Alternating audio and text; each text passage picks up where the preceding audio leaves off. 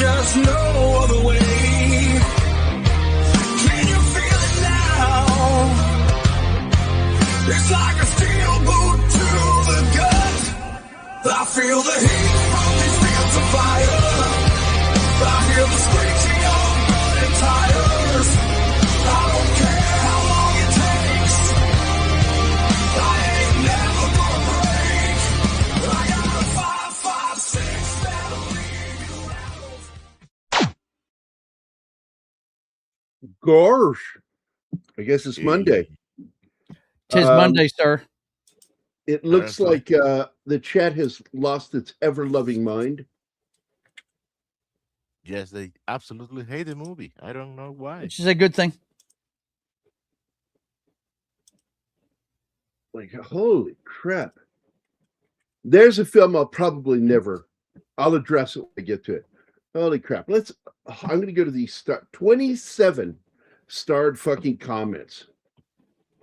The first one is from Indie Phantom Sofa Cinema, and he was here 6:56 in the fucking morning. God damn, I was sound asleep, dude. You were posting. I was sound asleep until about 9:30 this morning. I'm like, because I didn't go to bed till late. I was in a creative mode last night. So he writes, "Oh no, I just heard. Yeah, Sean Penn's making this movie. I heard about it. It's gonna tank. Nobody wants to see that shit. You got these commies, the Marxists. They're really Marxists, is what they are. You know, Martin and I talked about that over the weekend. Or is it Friday? It was Friday we were talking about it. That you're a Marxist until you introduce the governing part of it. And once you bring in the governing part of it, then you're a communist. But Marxists are communist supporters. There's no question about it. And socialism is communist soft. But what people don't know is that socialism is democratically elected communism.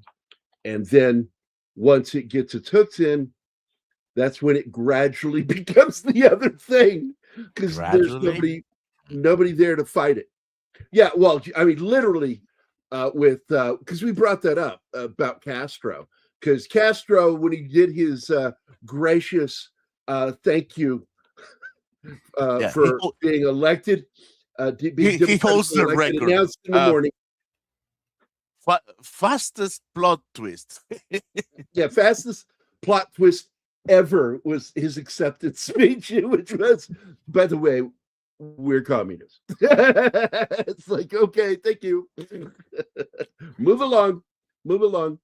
So here we go. Sean Penn is a Marxist. He's a card-carrying Red. He came from a family of Reds. His dad was part of the Hollywood 10. Got caught red-handed by the federal government. But they managed to have a guy by the name of Edward R. Murrow who was soft on communism. And he attacked the HUAC committee and especially, I just forgot his name, McCarthy. And he made it all look like it was evil. This is unconstitutional. And part of it really was, to be honest with you. But John Wayne made that movie, Big John McClane.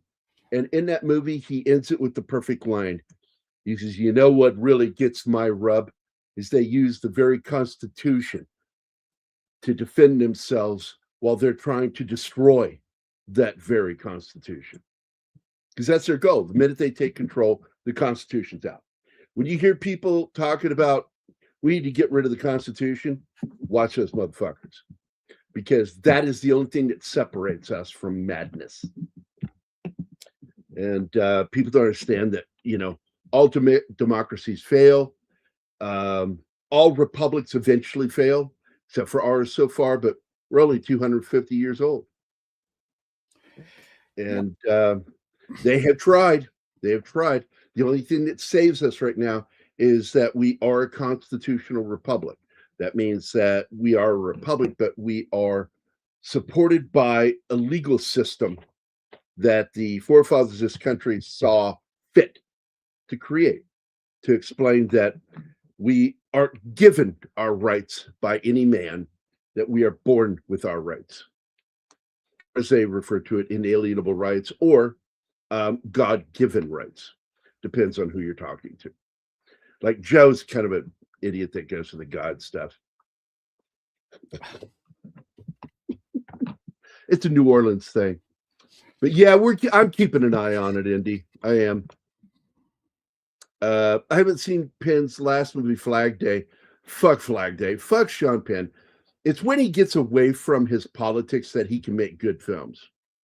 Like one of my favorite films, it's dark, is with Jack Nicholson called The Crossing Guard. I really like that movie. I also like the movie The Pledge, which deals with a child predator, a serial child predator. And he spends his retirement trying to catch this killer. And the irony of the story is that while he puts a child's life in danger, that his girlfriend's child, in order to try to trap this guy, the killer ends up dying unknown to anybody. He dies in a fucking car wreck. That is anticlimactic. Oh, the climax of the film is him sitting at that gas station talking to himself alone. He's lost everything and everyone. And he still doesn't know that killer doesn't have to be caught. He's dead. And fuck, man, that is a dark fucking movie. And it's a ride. I took that ride and I ended up liking it. And I think Sean Penn's a fucking smug, fucking arrogant prick in real life. I cannot stand hearing him in any interviews. But he has a talent, and I fucking admit it. But talent doesn't denote decency. I tell people all the time, talent also doesn't denote intelligence. It's a gift. So, yeah. Interesting. It co-stars with him. Oh, okay.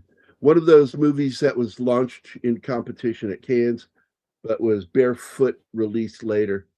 Look, studios know.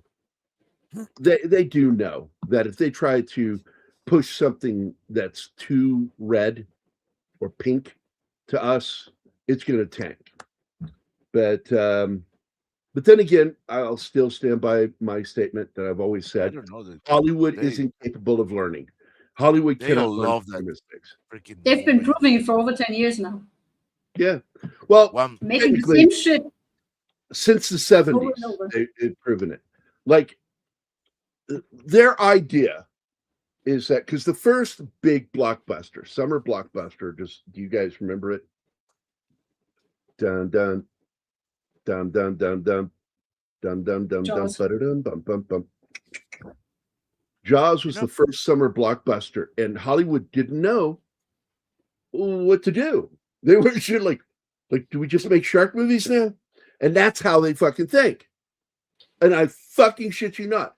Like, the studio got so excited when they got another Peter Benchley property, and they got Robert Shaw to be in it with Nick Nolte and oh fuck, I forgot. It was oh my god, Jacqueline Bisset, I think, in that movie. The Deep. And The Deep. It's gonna be the next Jaws, motherfucker. I mean, best scene in that fucking movie is when Louis Gossett Jr., the villain, turns and they intentionally drew him past the hole that the giant eel lives in. And that thing came out and fucking grabbed him by the head. Holy shit, that was fucking... I jumped when that fucking head came out and grabbed him by the fucking head. I was like, oh, even with a fucking scare scene like that movie tanked. It, Hollywood sees something, they think, well, that worked, we'll just replicate it and keep doing it over and over again. And 70s, of course, is when corporate Hollywood began because it was no longer the studio system. Robert Evans slowly went away. Movies like The Godfather, Evans was like the last real Hollywood mogul. He really was.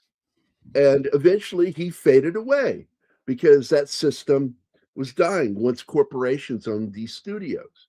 And if you guys remember, if you watch the miniseries, The Offer, it pretty much shows you how the single greatest movie executive that made Oscar-winning blockbuster type of movies. I mean, not like Jaws level blockbuster, but they made good money. The Godfather, Love Story, all of that shit, award ceremony level shit, Oscars. And what was the company doing? Was it Gulf and Western, right? That bought the studio, Paramount, and they were constantly trying to fire him, looking for any excuse to get rid of him because the German guy that owned the fucking company hated him, hated his guts. And then you go, man, that guy was like knocking out winners, and they're constantly trying to fire him. What the fuck happened with Kathleen Kennedy? That is optics, and it's DEI. This is why she was never fired. She's a woman. We can't fire her. Yeah, that's just wrong. Billions of dollars lost. Doesn't matter. We can't fire her. Star Wars, period. Lucasfilm, still in the red. Still in the fucking red. They've never turned a profit with Lucasfilm. And they will never come back from that. Nope. Because they kept going with the stupid shit. Corporate Hollywood. Keith talks about this shit all the time. That's why we started the channel, to talk about why everything's failing. So, yeah, you get stuff with that right there, Indy. Boom. So look at that. It's 12 minutes. Yeah. Guys. Hey. Yeah, listen, this is important. I have lost connection twice. Yeah. The slideshow is in OneDrive in case I just fell off the cliff. Alrighty, buddy. No worries. And some of these things just. And I'm departing for food. Yeah. I'll be back in some couple of minutes. God willing. Okay. Hollywood keeps pumping out crap. Every once in a while, they hit accidentally, in spite of themselves. But outside the Hollywood system, there's some good stuff going on. No, I will say but inside Hollywood, it's all about the message. It's just the message, and it's not making them money. It's burning money. So by now, I think it's money laundering what they're doing. They don't care about making a profit. By now, they have been doing that shit for decades. A long time. Yeah. Allegedly. I'm going to see Obsession finally tonight. I can't wait to go see that. It's been killing it at the box office, and relationship horror. Yeah, I'm out. I lived horror. Anyway, the creature effects for this miniseries were provided by Jim Henson's Creature Shop. And I think that is one of the great selling points, is even though this is like 1996 level visual effects, for TV, this was really freaking good visual effects. And the creature effects were part of the best thing in it.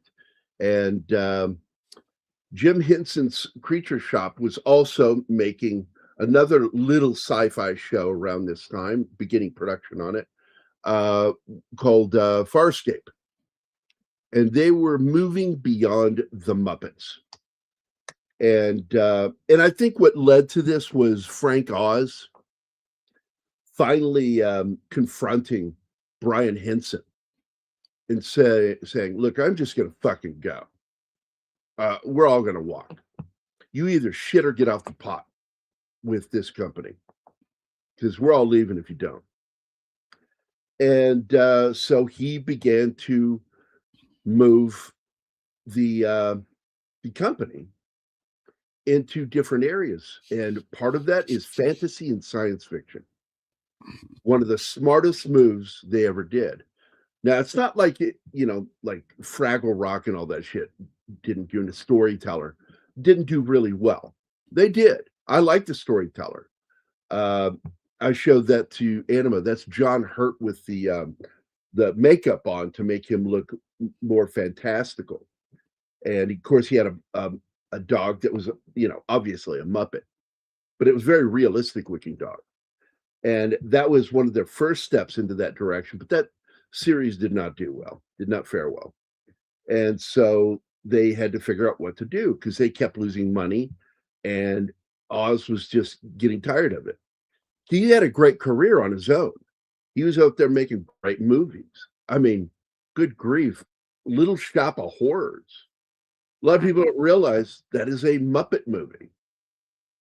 Yeah. But they don't talk about it. It was kept separate. And that's just the way he did that. And he was like getting nominations for his films, and he could have just made a career as a film director.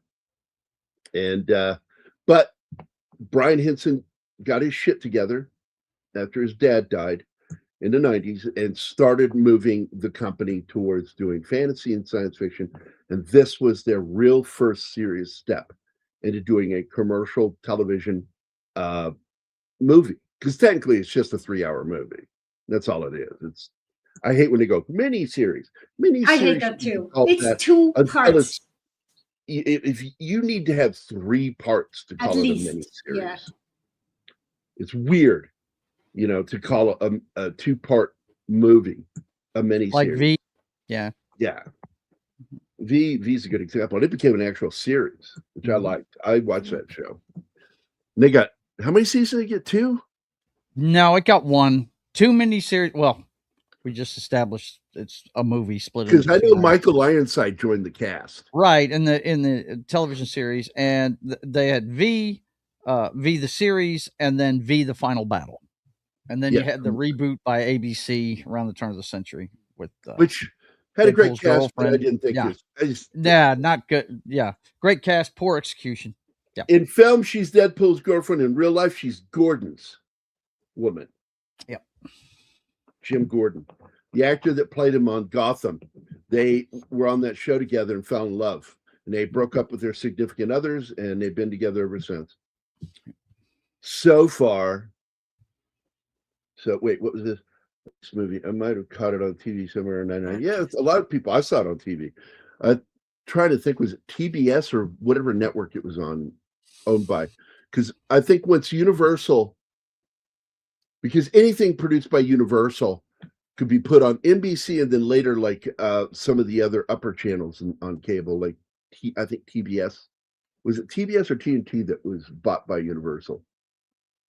Which one? Not sure. Okay. And I do believe this one ended up first on NBC and then moved to the upper cable channels. And I got to tell you, even though they left out some important parts, I still think this is the best version of the story. The most complete telling of the story. I mean, they completely left out the sirens, which are an important part of the story, but they left it completely out. And the way they told it, it works. It still works. I think the Calliope scene kind of replaces the sirens. Because if you think about it, the sirens, the giant Cyclops, and the and Calliope all are kind of the same. Calypso, yeah. Calypso, all 3 of those are kind of the same lesson. And so there you go. Listening to 99 Balloons, or yeah, there you go. What was it? 99 Luftballons. Fuck Terrible that song. Yeah, you 2 are soulless. I was waiting for that. I was song. like, is she holding her tongue for some reason? Or? Good morning, I'm never Colin. holding my tongue. Monsters, I tell you.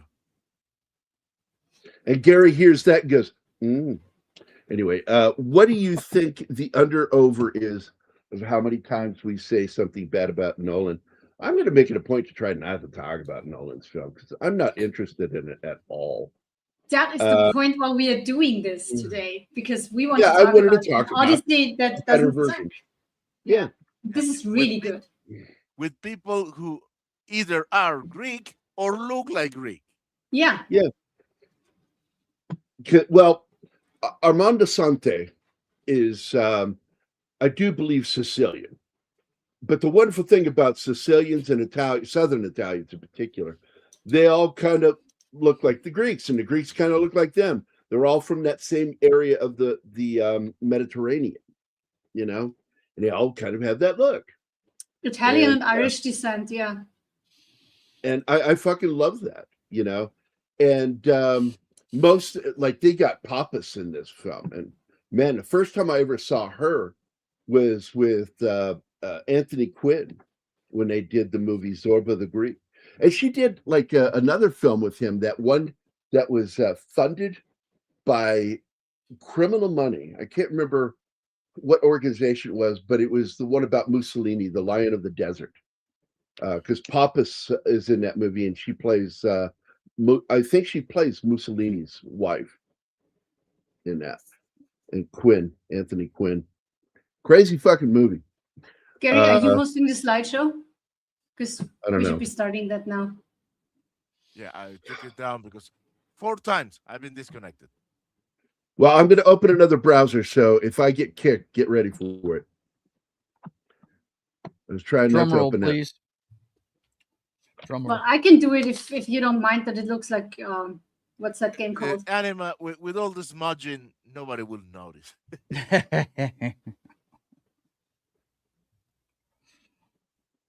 Trying to get in there. No, Gary, leave it. I'll do it. I'm already in here. Losing Gary 3, 2. Is it under? Is it under Pop Culture Minefield? Yeah, that's a folder called Codex slideshow. There they are.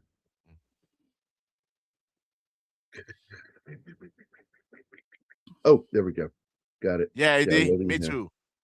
This heathens love hate the song. How? That's in. I can't understand that. Understand what? I'm sorry. You hating on 99 left. 99 The song that Anima hates. That's right. And Gary. They both. I was in a lot of rock bands at the time, and I just hated the song. Monsters. Monsters, he says. Not technically not the first time or the last time I'll probably be called one. Oh, Andy Morrow, if you're still here, congratulations. I've just seen the news that that guy just quit. What guy? Starmer. Oh yeah, I before I went to bed, I watched his resignation. He is the most verbally bloated cunt I've ever had to listen to. He started to cry. I'm like, Jesus Christ. Look, man, your party got its ass handed to it, and you are the single most hated man, not just in your own fucking country. You are hated universally. Fuck off. And so I even did that. I posted the video of him resigning on X with the gif of Val Kilmer going, "You can go now."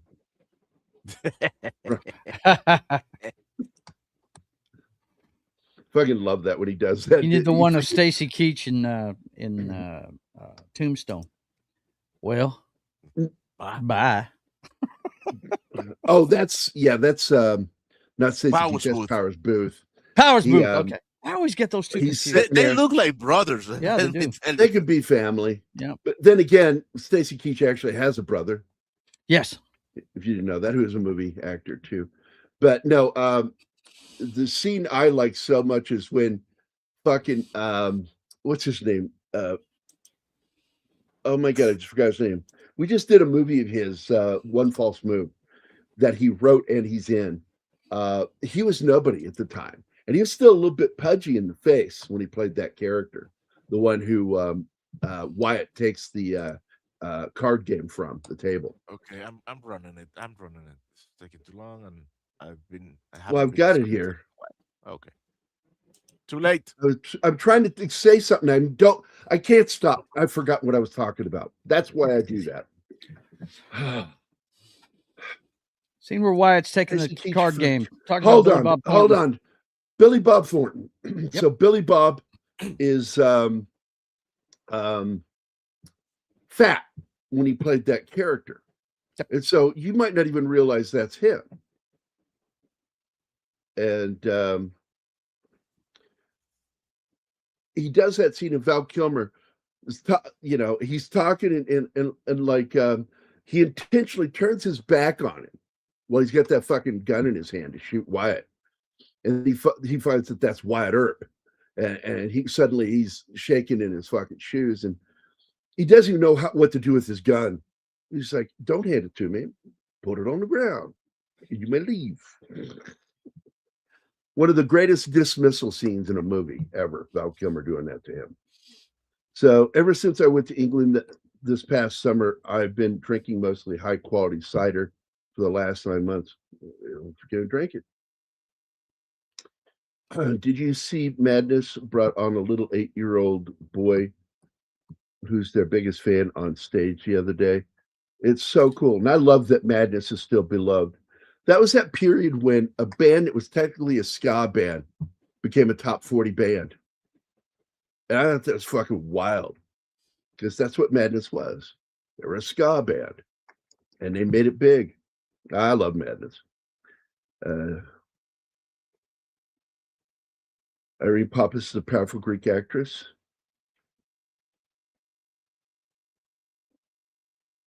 I watched the new UV Bowl film, Citizen Vigilante. Oh, Not I awesome, was but just going to fun. mention that movie. Yeah. Mhm. Yeah, it's totally antithetical to the movie industry politic, and so therefore I've got it, and I'm going to watch it, and fuck it. From what I'm I looking hear, forward to it it. gives zero shits about the feelings of a certain part of the population that has moved into the UK over the Violence last is decade. bad.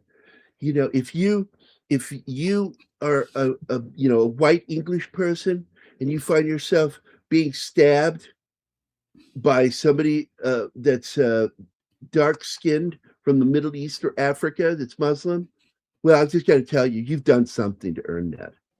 Mm. So, Yikes. well, I haven't been to England to see Madness because I was born in Sweden, but they are a great band nonetheless. I have heard them on songs before. They're a good band, man. Just telling you. Is it possible that two pariahs of the film industry, Yui Bowl and Armie Hammer, have actually made an influential movie? Is that possible? Well, no. they did their stuff to go after Armie Hammer. Mhm. Nobody ever showed any proof. Mhm. Your fucking texts don't mean anything. That's what I believe that was basically a bunch of women who didn't like how they got treated in their relationship decided to gang up, and this is the whole big Me Too movement ending. This is how Me Too ended, is with Armie Hammer. Mhm. And everybody just kind of pulled back. Wait, he didn't actually eat human flesh. Like, this never happened. So now a guy who has a dark beginning, and he admits to it now, that he was surrounding himself with some very dark fucking people. And he did it in his latest interview, talked about it. He says, I had the wrong fucking people in my life, and I've cleansed my circle. And of course, being turned into a pariah helps making that job easier, cleaning your fucking inner circle. I haven't seen this version of Odyssey, but it looks great. I love the pics for Rosa. She really had a lot of fun in this role, and you can see it. It's all on screen. Yes, Pappas, beautiful woman. She plays the mother of Odysseus. Let's see. I am old enough to have seen Madness in their prime. Mission Ivy before they broke up. Citizen Vigilante must have missed out on seeing it. It's available now. It just came out. They're You suppressing didn't miss it. It's been anything. banned in a couple of movies, or excuse me, in Yeah, countries. I countries believe it's like been banned in Germany. Mhm. Germany banned it, and so anybody in Germany just said, "Well, I can buy it in Austria or any of the other surrounding countries." If you want And to that's what they support did. it's available on video on demand right now on Fandango, but who knows how long it's going to be there. So, yeah. So you haven't missed it. It just came out. It's this a new week. thing. It just came Go out. watch Yeah. it. Mhm. I really love a pic called "Tough Guys Don't Dance" with Isabella. I was such a huge Isabella fan. So when she went off the deep end with children and sexuality, it was really fucking knocked me for a loop. I'm like, what the fuck are you talking about?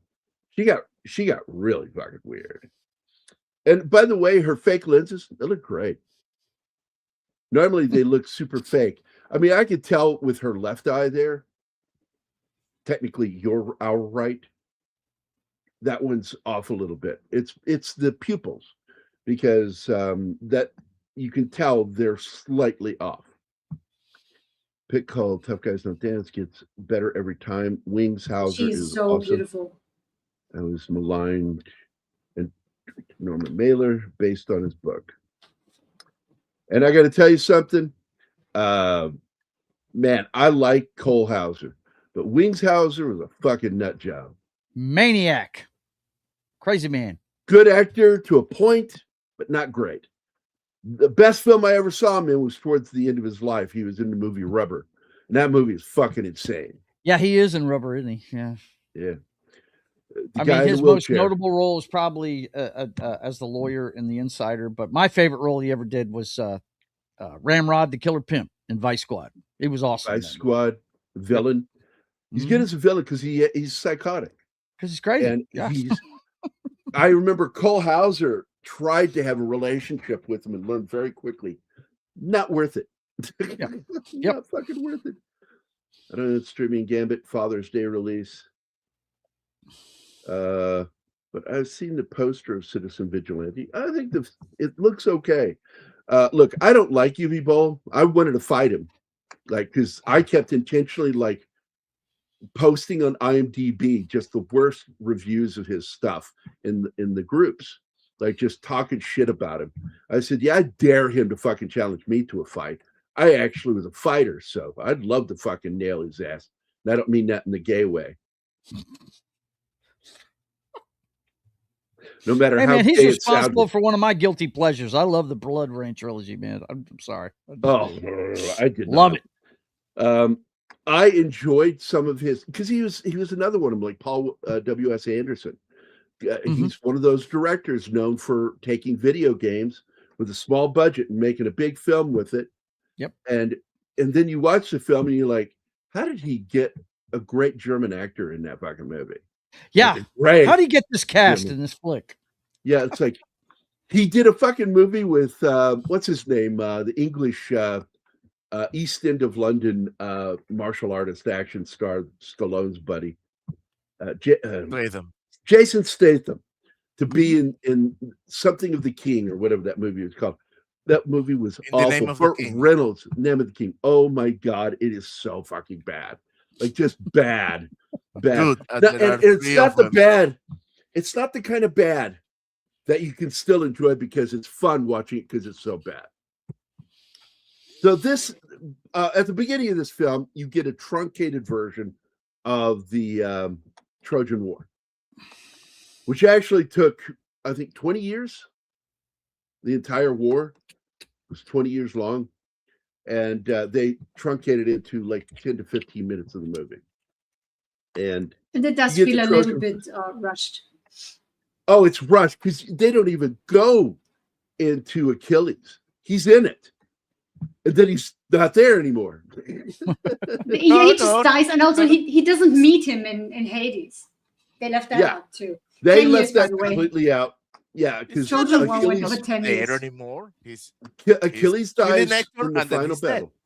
Yeah, Achilles gets killed because he gets shot in the heel or whatever.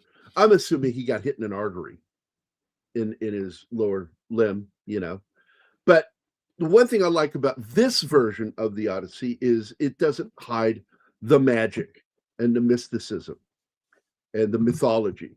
And by the way, we keep bringing it up. I tell people all the time, be careful with the word myth. When you hear scientists use the word myth, remind them of how many things were considered myth until they weren't. And one of them was this war was considered myth. And then we proved it really happened. We found Troja. Yeah. We found proof of the war. And this is Jim Henson's stuff right here, this creature. And I'm assuming this is like one tentacle of a kraken or some shit. I don't know what this is. No, they call it sea snake.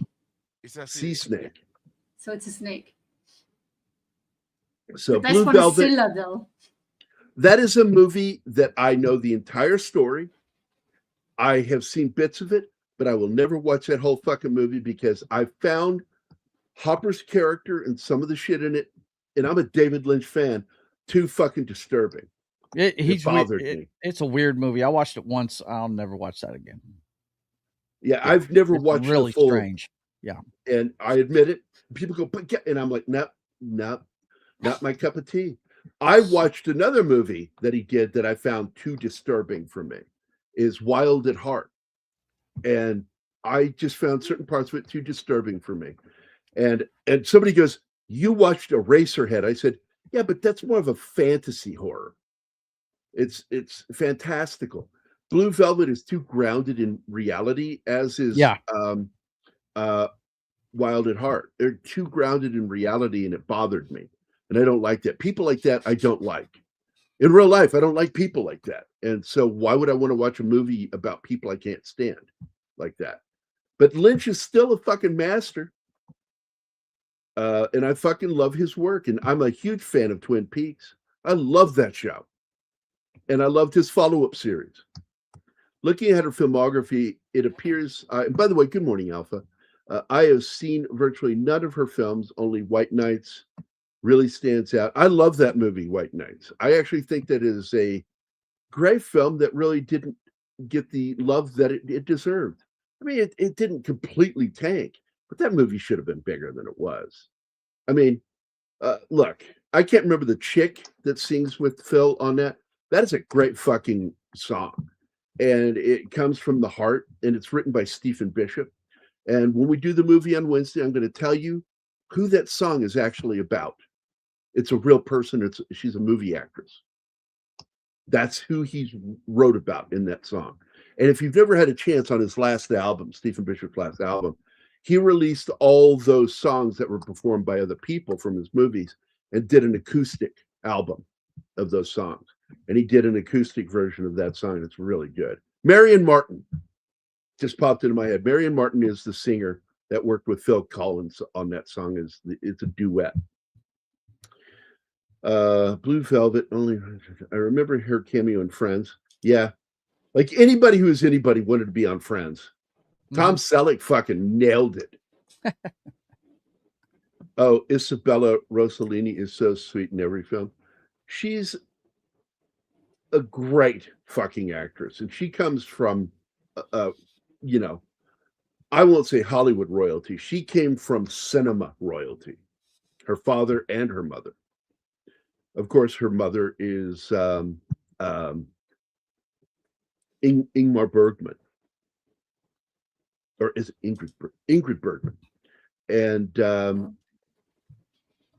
and Scacchi here is a great Italian actress too. Seeing her and Pappas do scenes together, great.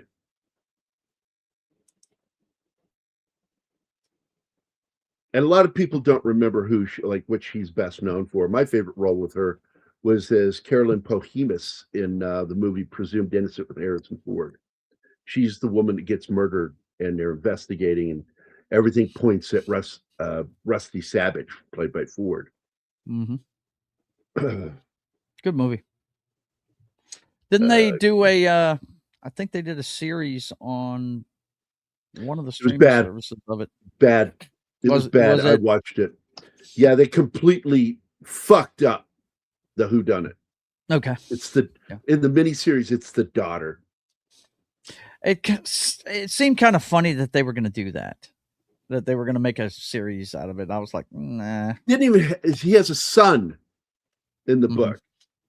Okay. And suddenly there's a daughter, and she did it. It's just dumb.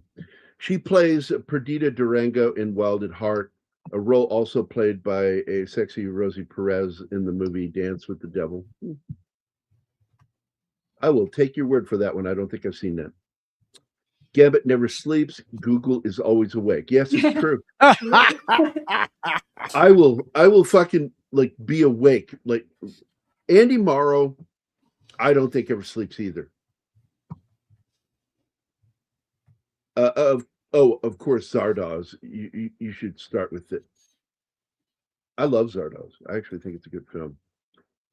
Considered one of Sean Penn's first movies, his best movie ever, the original Bad Boys. It's a good movie. I still enjoy watching some of these Hollywood crash outs. Then I trash them on Letterboxd if I feel inclined. It's how you do it, buddy. Sean Penn is an arrogant prick, but God damn it, he's a good actor. Mm-hmm. That gangster movie he made where he played Cohen. What was that movie called? Mm-mm. It's about the Hat Squad again, the LA Hat Squad. I fucking love that movie. He played Mickey Cohen. What's that? Wasn't it wasn't Le Noir. It was Mulholland Falls. It's Mulholland was the other one. That's the one with Nick Nolte. The Sean Penn one. Gangster Squad. Gangster Squad. I actually watched it. And I went, that's a pretty good film. I liked it. Guys, I thought I'm gonna take this down for a moment to show you this wet dream that I found on Facebook. Uh-oh. Imagine that. Fuck yes. They'd have to take the pendulum and swing it all the way back to him, right? Or somebody of his ilk to actually balance out what's happened with Doctor Who, right? Yeah. There's a black comedian who does great impressions. He's not the one you're probably thinking of from SNL. Not that dude. It's another dude. And he is in an interview with Jason Statham. And while he's talking, by the way, that looks so much like Danny DeVito. It's fucking ridiculous. At first, when I saw it, I'm like, did they get Danny DeVito? Like, did they give him a fucked up fucking head? Like makeup? Jim Henson, fucking great fucking prosthesis on that face. I just finished listening to an audiobook about Indianapolis, speaking of Jaws. That was the unmade Spielberg sequel, was going to be the entire story of the USS Indianapolis. That was what he pitched. The studio went, no, we want Jaws again. Wow. I was there. Owen Wilson, well done, Joe. Wow. I'm just thinking, dude, that would have been a great movie. Because he still probably would have been young enough to play the role. That's cool. With a little makeup. Yeah. That's cool, John. That's cool. I like that shit. Gary, don't you sometimes want to check out something like Flag Day just out of curiosity? Look, if somebody walked up to me when I was a kid and said, hey, man, you want to go see a dead body? My answer would have been no. They're like, yeah, but it's a dead body. I have a sneaking feeling I'm going to see a lot of those in my dreams because of what I wanted to be. I wanted to be a paramedic. Right. Yeah, it's like, no, I don't need to see a dead body. And that's how I look at Flag Day. And there are movies by Sean Penn I will watch, but Flag Day doesn't look like one of those. For some There's reason. a lot of good stuff he's done, but he's one of the guys you truly have to separate the art from the artist because he's such an idiot in real life. My God. Yeah. Talent does not denote intelligence. Intelligence, you're absolutely correct. You said that earlier. My dad and it's saw Obsession so true. for me. I don't know why. I'm pretty sure the main reason why is the movie, the way it's told for a modern audience. And when you say modern audience, means somebody that's young. And it's going to be interesting to somebody that's young. I have lived that fucking nightmare of having a relationship with psychopaths. And the last one being my daughter's mother was a fucking nightmare. That watching relationship horror is not my cup of tea. Don't want to watch it. And I don't know why. I just don't like that stuff. Don't want to watch it. If there are hints and puppets, I'm even more in for this. And they're not really puppets. They're animatronic creatures that Jim Henson's Creature Shop made. And that's why, when you watch Farscape, it's not a Muppet movie. Those aren't Muppets. they're worked the same way, but there's a lot more mechanical stuff trying to make them look more real. And that's why Farscape, I give it so much credit for being a cutting edge TV series. It really changed the landscape. And if not for Farscape, I don't think Stargate would have sold as a series. Which is ironic because when Farscape ended, two of the main stars went to Stargate because they were such big fans of Farscape. If you didn't know that, now you know. So, The more you know. Hollywood narcissism isn't just ego-driven performers. It's a mindset it's about feelings too. I get tired of that. Feelings. It's like, fuck off with feelings. You know, you have to make sense when you're making life and death decisions. You have to make sense.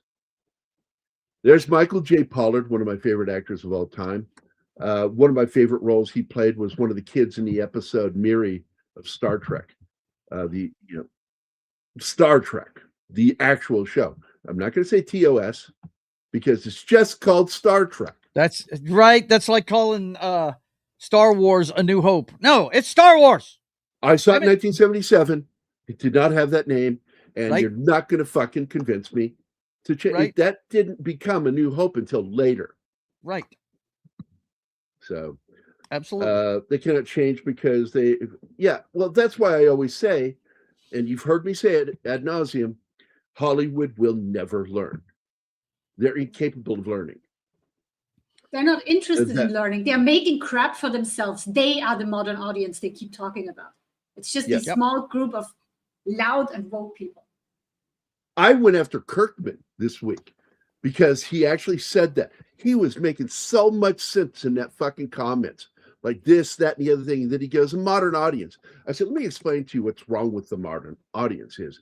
It's geared towards people between the age of 18 and 25. That's what modern audience means. But that's And not guess what they mean. who is not your biggest fucking purchaser of tickets? 18 to 25. What is your biggest? 35 and older. Why? Because they have families and they want to take their kids to the movies, and you take them to a property film series. They turn those children into fans. And also on top of that, they have a disposable income for the most part after 35. You're making better money by that point in your life. So you've got the built-in bonus ticket sales with family.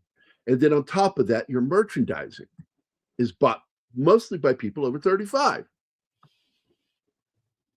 You know, you can sit there and go, well, no, you can get that information just by Google. Google it. 35 and older is your best clientele for movie ticket sales and merchandise.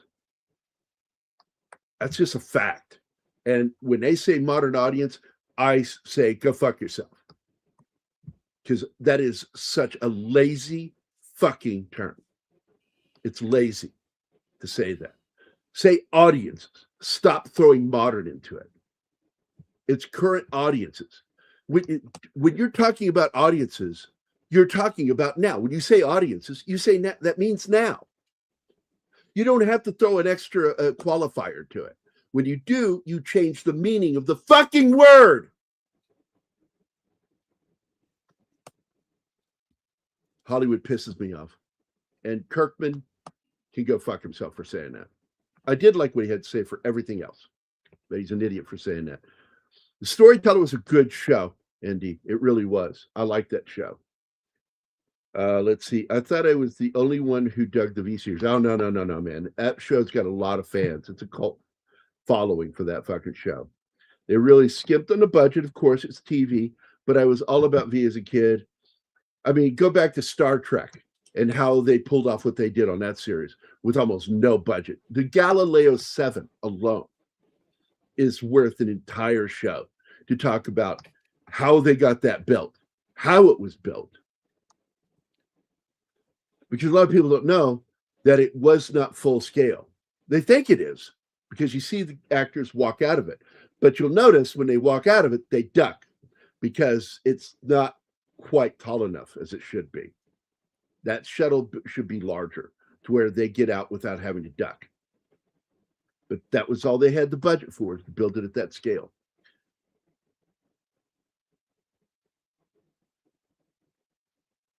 And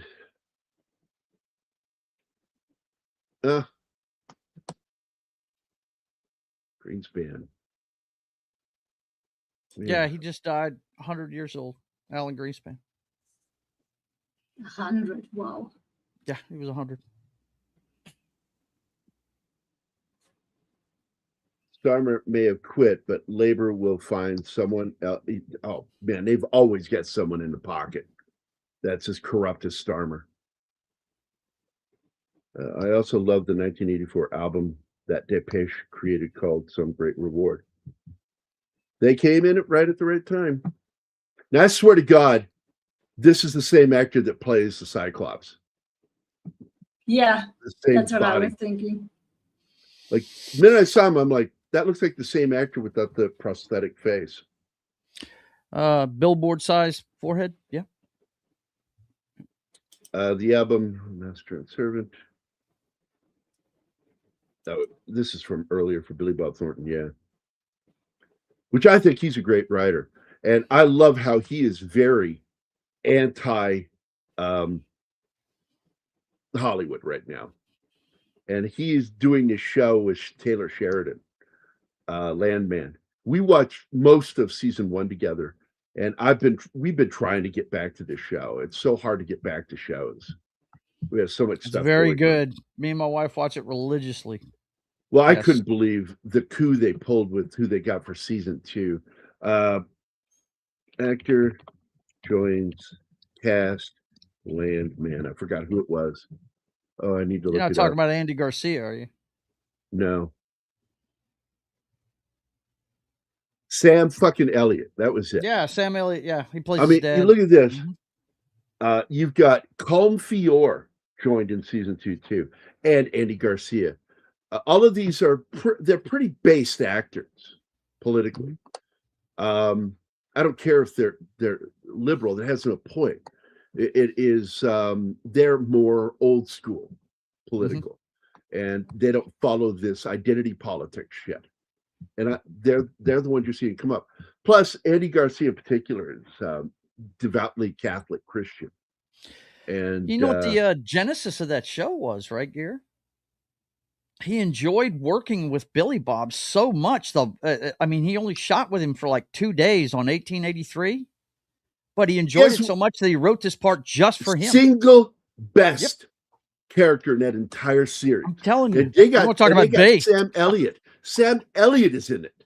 Yep. And I tell you, the best scene in that entire series, and I watched the entire thing 3 times. I've watched that series. It's good. 1983. Good. When he goes, okay, you need to point out who these fellows were. These boys, and he says, well, you know, they was, and he just shoots the guy while he's talking. Yeah, in the middle of his explanation. And then they just start gunning him down. And the last guy goes, I ain't armed. He goes, no shit, I know you're not. And he shoots him and kills him. Yeah. And he delivers this fucking line. And he says, there's only one murderer in this town, and it's me. Yeah. Billy Bob should have gotten a fucking award for that role. Yeah. Why he wasn't nominated for an Emmy for that part. That's what Too Emmys based. are all about. Based. He's too based. You won't see based actors get nods. It's usually the ones who buy into the politics, right, of Hollywood. Yeah. They call it master and servant. One false move. Yeah, we did that a couple of weeks ago. Well, 3 weeks ago. One false move. I fucking love that movie.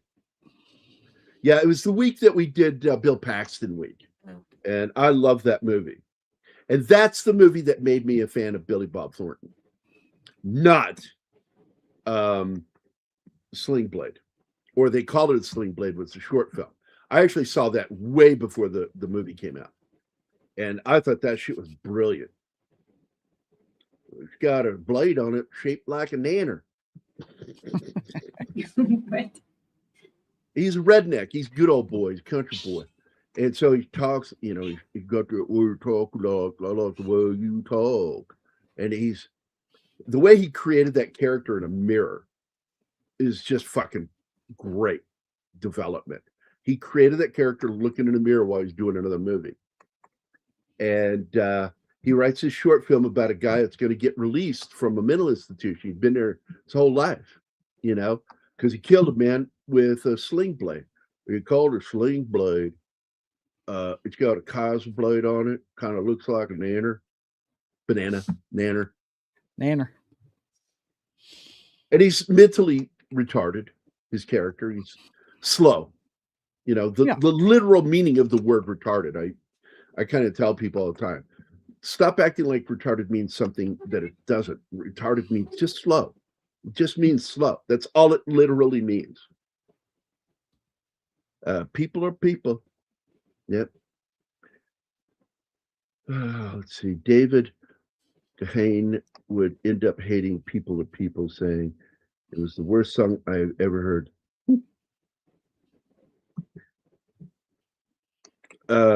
Which Kilmer film? Wait, this was at 10:30. It's half an hour ago. So what was I talking about? I think it was just Tombstone. It wasn't you. It was Chad, I think, talking about something. Well, I was talking about Tombstone. And have you seen our house? It's right there in the middle of our street. Our house. In the middle of our street. Goddamn earworm. It's cool to see Armie Hammer in it. He has a great attitude about his cancellation. Well, yeah, I read his interview and I'm like, that is a really good fucking interview. I mean, he doesn't excuse himself. He owns the mistakes he made, but at the same time, he also states that I'm not what they described. But the fact is, I was with a very bad crowd of people in my life. And once I got those people out of my life has been better ever since. And I like that. It's cool to see Armie Hammer in it. Let's see. It's not just non-whites. The people who assaulted those Scottish girls were a Bulgarian. That's right. Turkish, too. You have, for some reason, you've got like just a gamut of fucking people. And they're just scumbags.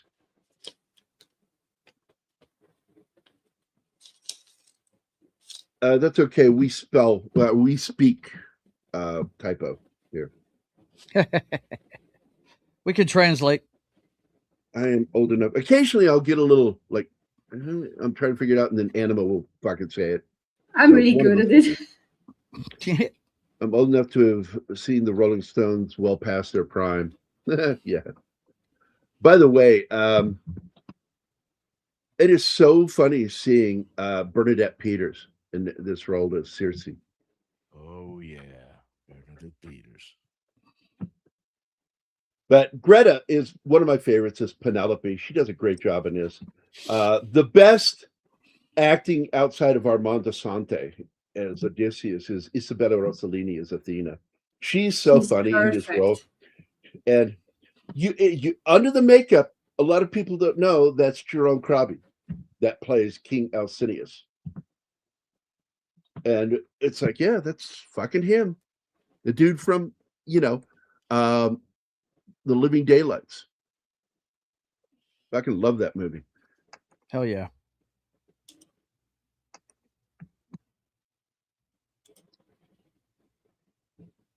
Norman Mailer was probably the man this movie, Tough Guys Don't Dance, is whack. Watching it. Vanessa Williams is gorgeous. She is. And, I said, for where they're at, she works in that character. She really does. As Calypso. And she was like something else.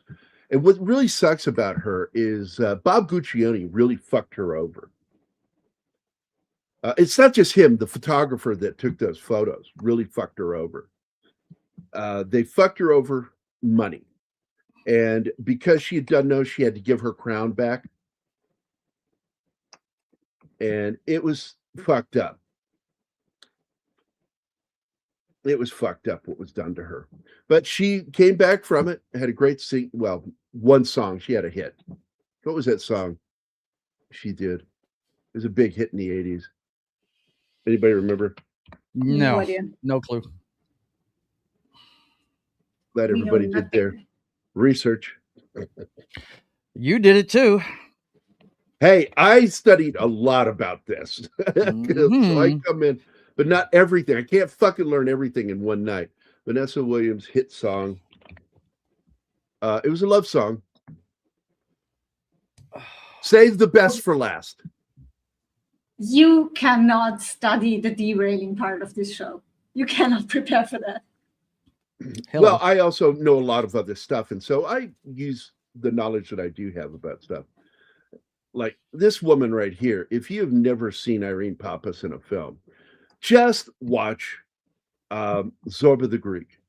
Mhm. Her performance in that is just amazing. Her and Anthony Quinn. Anthony Quinn playing Greeks is so ironic because he's not. Martin knows what he is. Yeah, he's Mexican. He's Mexican. Real name Antonio Quiñones. Yep. Wow. That's a big departure from his real name, or from his stage name to his real name. But he plays Greeks all the time, gangsters. Well, if he looks the part, that's fine. He looks it.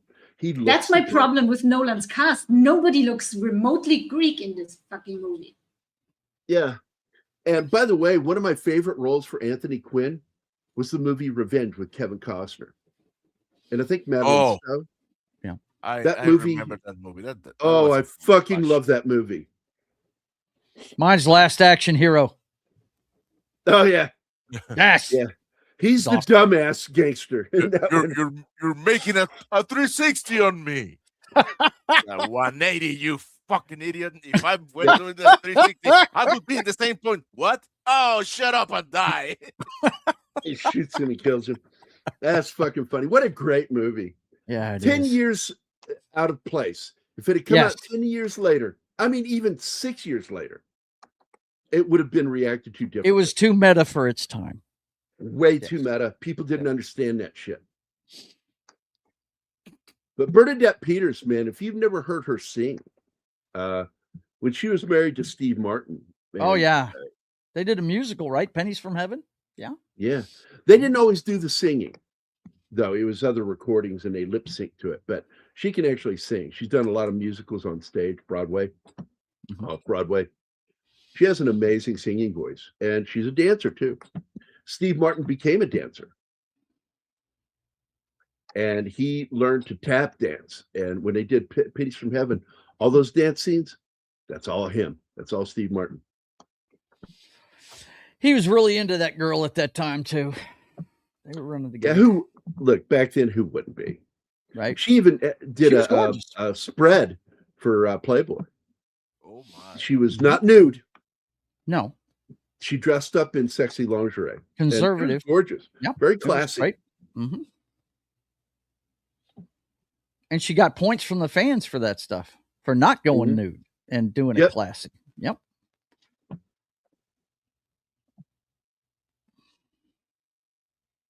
But She just always had a cute demeanor. You know what I mean? Yep. That song made her career, Vanessa Williams, because after the ugliness of having to return the crown for the Miss Universe pageant, she had to do something. And so she released that hit song, and she suddenly was being looked at by Hollywood because of her beauty. And like one of her biggest movies was in the 70s, which I think is a better movie than it gets treated as, which is the Arnold Schwarzenegger action film that starts out as a crime thriller and becomes science fiction with the weapon that they use in it. Eraser?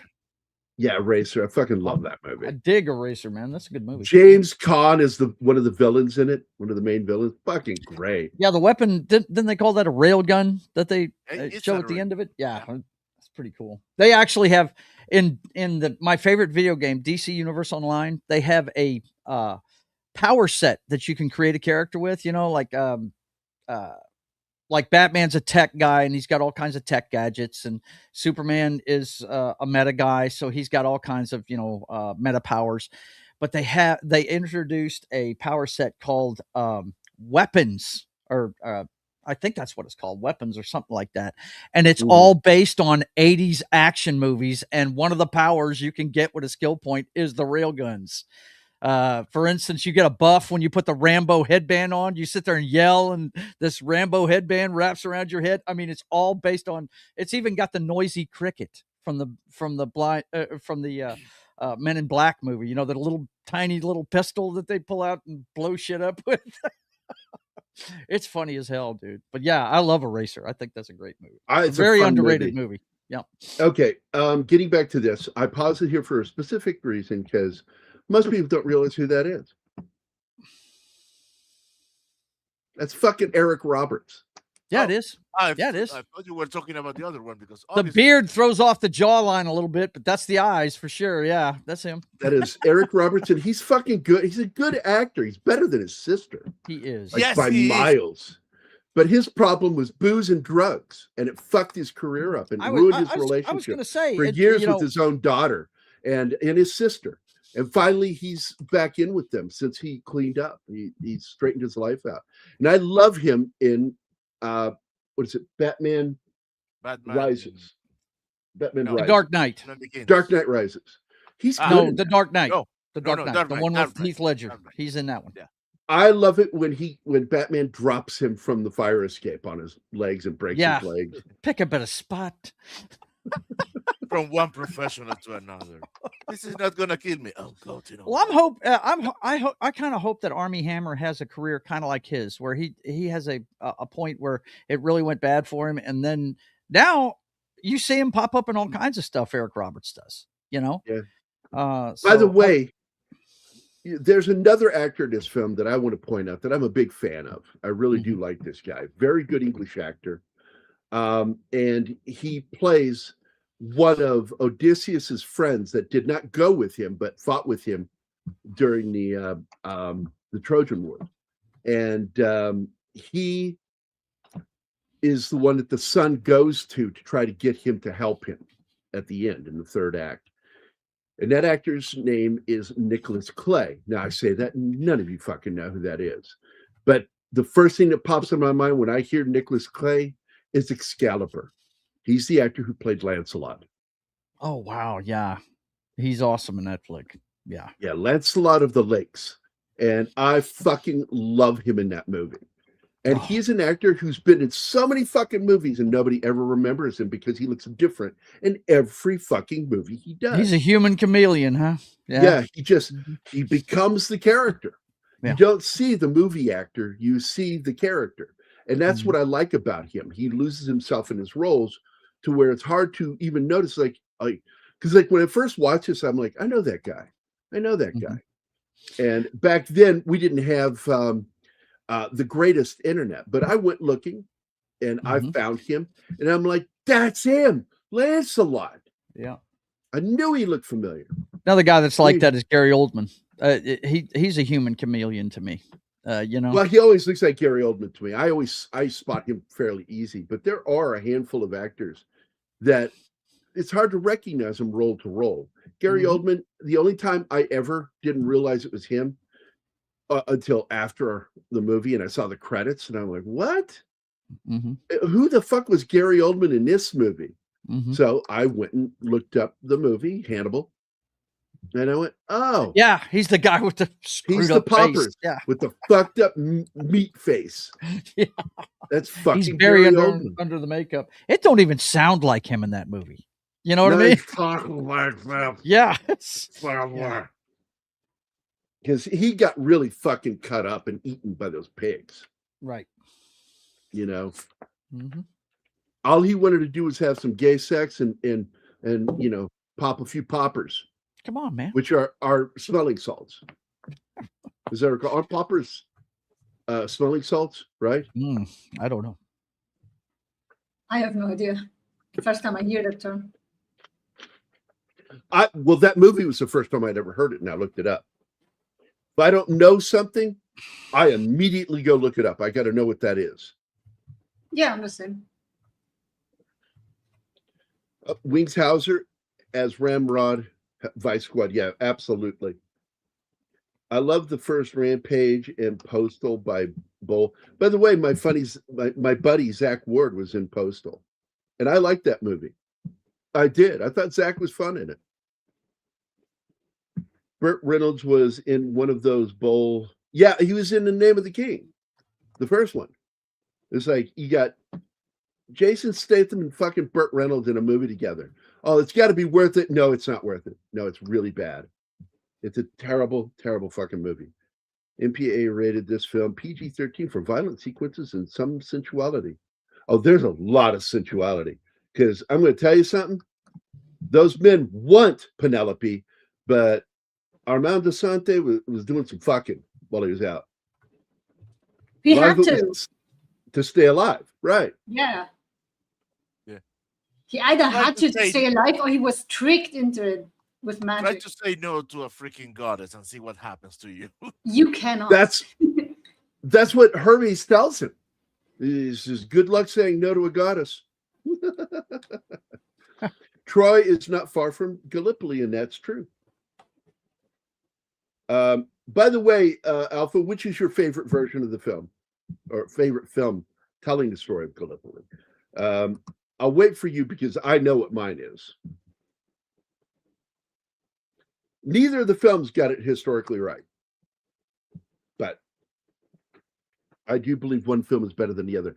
The heat in this scene, even though I'm pretty sure it wasn't hot, the acting is so well done. Christopher Lee is wonderful in this role, playing a character. You know he probably relished this. Not only the dialogue, but the raging. Fucking lovely. I love Christopher Lee. And for 1,000, yep. History's crossroads. That moment when he meets his mother in the underworld and learns that she took her own life. This is also where you brought this up earlier, that he was supposed to meet Achilles as well. Yeah. But that seemed, I think it would have drew away from that meeting. That's the only meeting that was important to the story. I know. I get why they made the cuts. The only thing I really regret is missing sirens, because like I said, I always liked that part of the story. Well, if you watch the film, Oh Brother, Where Art Thou? You get probably the best telling of the sirens I've ever seen. Yeah. Because it's so fucking funny. It is. When, what's his name, thinks that they've all been turned into toads. Because he's a real fucking Southerner, Midwest Southerner. And he's got that real genuine fucking accent. He's, oh no, they've been turned into toads. The way he delivers that line is so fucking when funny. John Goodman squishes him, he's like, ah! Yeah. I fucking love that movie so much.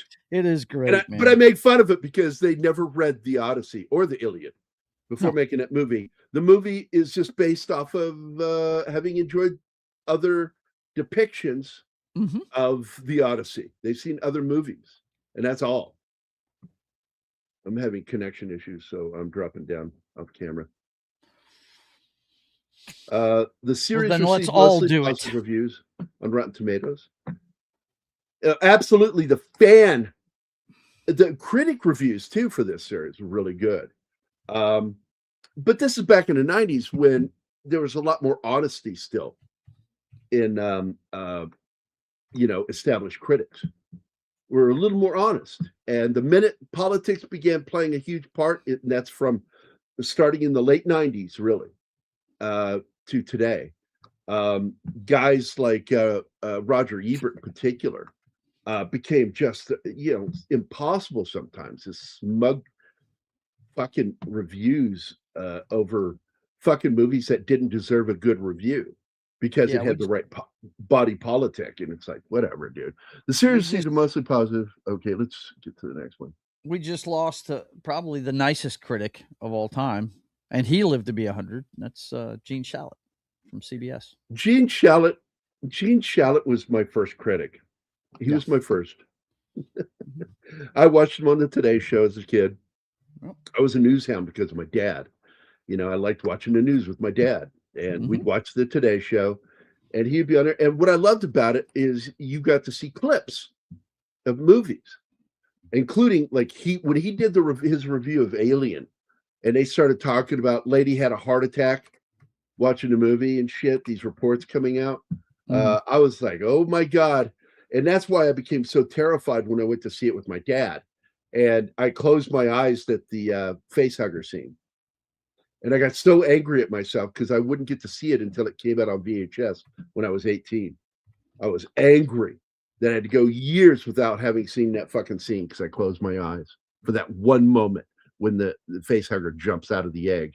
I don't think Wild at Heart is super grounded in reality. The premise is not, but the world around them is. The film that kind of falls into the same genre that is better than that is the movie Raising Arizona.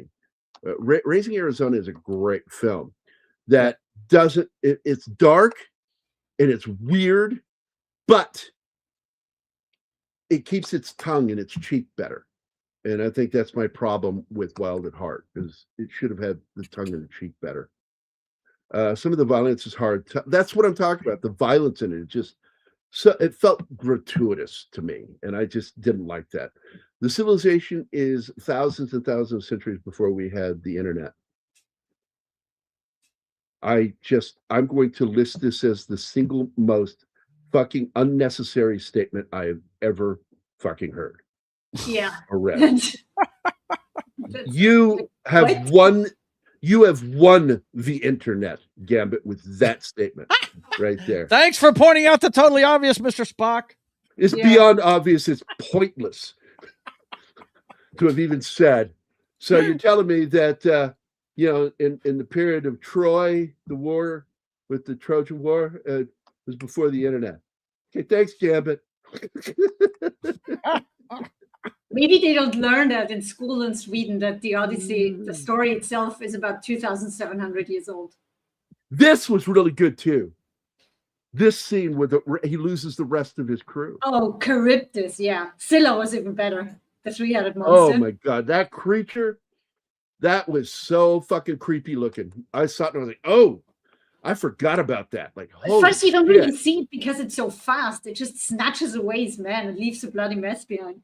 But then when he looks up and sees the actual creature, holy shit. So well done. I know they had to tone down the violence, but it should have been nice when Scylla is attacking, seeing limbs coming off its mouth. I remember, oh, yeah. Yeah, well, to get the PG-13 they got for TV, they had to tone it down a lot. But I'm going back to this Nick Cage. I think the scene that really disturbed me, because I've seen head injuries, and it's the head injury scene where the guy's walking and talking with an open head injury. And it's like, holy shit, that guy is dead. And he doesn't even fucking know it. It's like fucking trippy. Not a fan of that fucking movie. Love the song, though. That movie brought us one of the probably sexiest love songs. Tragic love songs. Was it I Don't Want to Fall in Love? God damn, it's a good song. Yep, that's her dad. Yeah, Roberto Rossellini.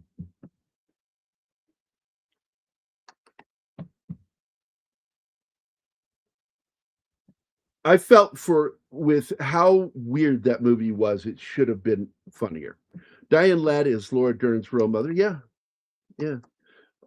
Also, Bruce Dern is her dad, and they have a very close relationship.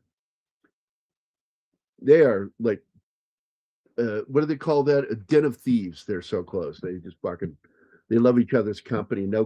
They'll be their plus one at events. You'll see her going with Bruce, or Bruce escorting her at an award ceremony. I fucking love shit like that, man. Interesting. Her mother was Ingrid Bergman. That's right, which I brought up earlier, like way earlier. Yeah. Ingrid Bergman. She cut her own throat in Hollywood by having an affair with Rossellini. Presumed Innocent was one of the most faithful. I think so too. I caught, because I read the book, like months before they started working on the film. So I got excited and I went back and read the book again. And it was one of those books I couldn't put down. I read, and it's the thick fucking book. How many pages is that? Presumed innocent page count. Oh, I should say paperback.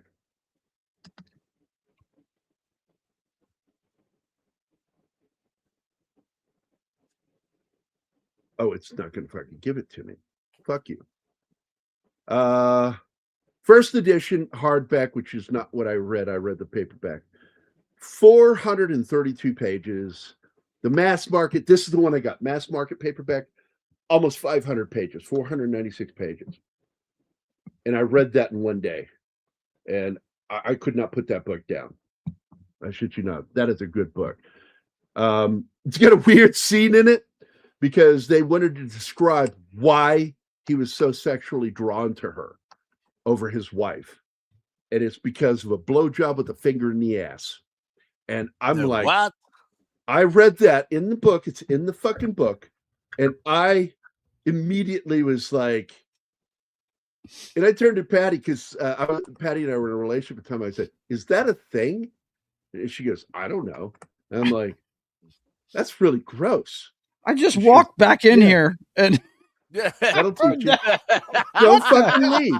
Don't leave. This is why. I warn you, don't leave during the show. You'll walk in and then like, what the fuck is he talking about now? Finger in the ass. But that is in the book. It's in the novel by Scott Turow. And I got to tell you, despite that, I fucking love that book. The evidentiary process in that book is incredible. And his buddy, that was the one thing I didn't like about the movie, was that his friendship with the cop is really trimmed down in the movie. And it's much more prominent in the novelization. Because you have to understand why he did what he did with that cup that had his fucking fingerprints and technically later would be his DNA on it.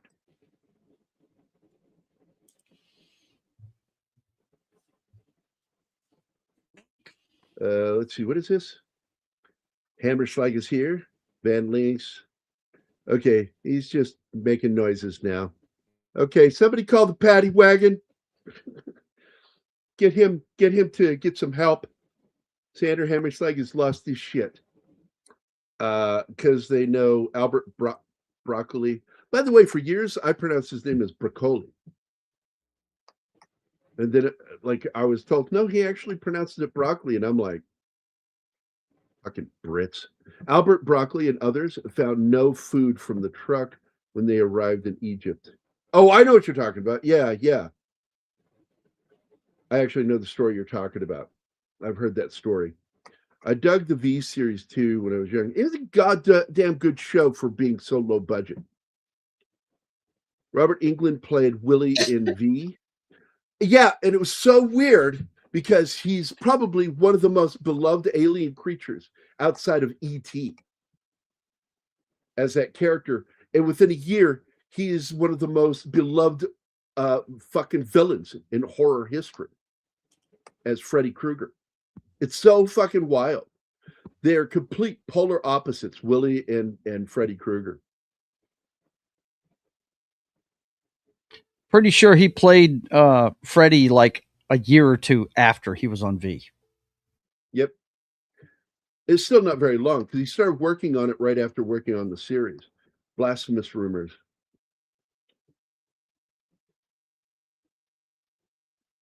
Wait a minute. Is that the midget? Any person from, I don't know, Dr. Moreau? I don't know about that one. I really oddly, because I remember the Burt Lancaster version that came out when I was a kid in the 70s and had Michael York in it too. And it did not do well. Every single version of that fucking story gets fucked before it gets released. Something's wrong. There's always something wrong. So anti-woke right now. I need to watch Landman. My dad loved it. Yeah, it's a good show, man. It is a good show.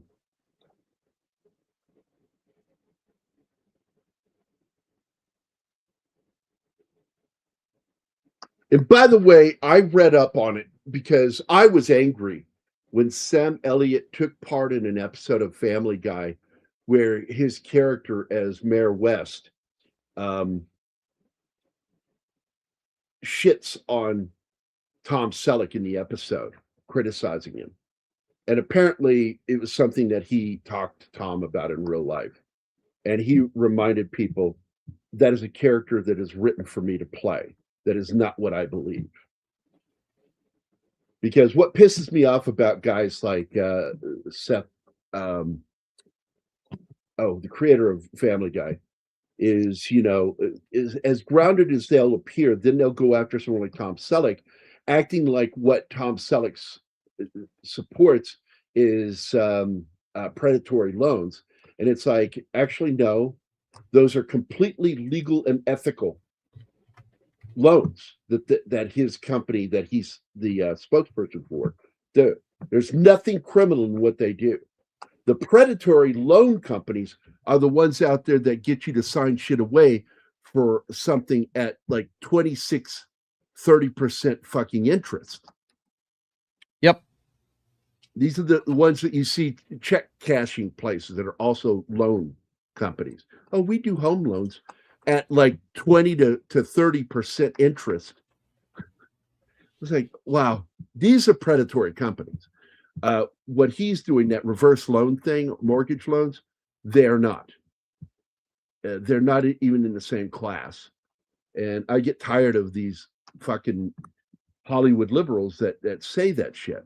Stop fucking playing politics with this because you don't like the spokesperson. Roger Ashton Griffiths was Mace Tyrell in Game of Thrones.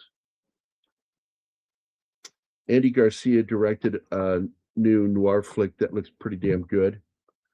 I like Andy Garcia. He's only done one movie I don't like, and that's Things to Do in Denver When You're Dead. Why? The buckwheat was the dumbest fucking thing I've ever heard of. And if you don't know what I'm talking about, go watch the movie. Then you'll go, oh, like, yeah, fucking dumb. Insulting to the intelligent level shit. I love Garcia in both The Untouchables and Internal Affairs. And I know it gets hate, but it's a fantastic Godfather Part 3. It gets hate because it's just so badly done. And Coppola's daughter is terrible. Sophia, she can't act. Yeah, but Garcia's great in it. My favorite movie with him is 8 Million Ways to Die. Oh, yes, the villain with Jeff Bridges. Yeah, good. I'm gonna cut it loose. He's crying like a bitch over his cocaine. It's hilarious, man. God.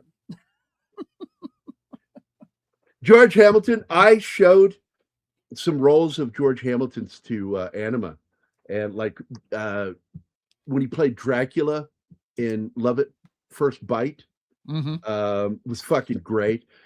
Zorro the Gay Blade is one of my favorite Zorro films of all time. He should have been nominated for that movie. He's great in Netflix. Hamilton is this guy that like he has some sort of deal with the devil that it took him forever to start showing his age. And he did a couple of movies that I really liked. He did the Evel Knievel movie. He played Evel Knievel, the biopic. It's a good movie. And he did a little sci-fi horror film, more sci-fi than horror, called The Power. They came in, I think, 1969, 1970. Good fucking movie. I love George Hamilton. And I got to tell you, he plays creepy right here. Better than anybody. He can play a slime ball like nobody's business. I'm talking, of course, Eric Roberts there. Yeah. By the way, Geraldine Chaplin's in this movie, Charlie Chaplin's daughter. She's one of the servants, yeah. Yep. The one who recognizes him by a scar. Yes, I know that scar. Yeah.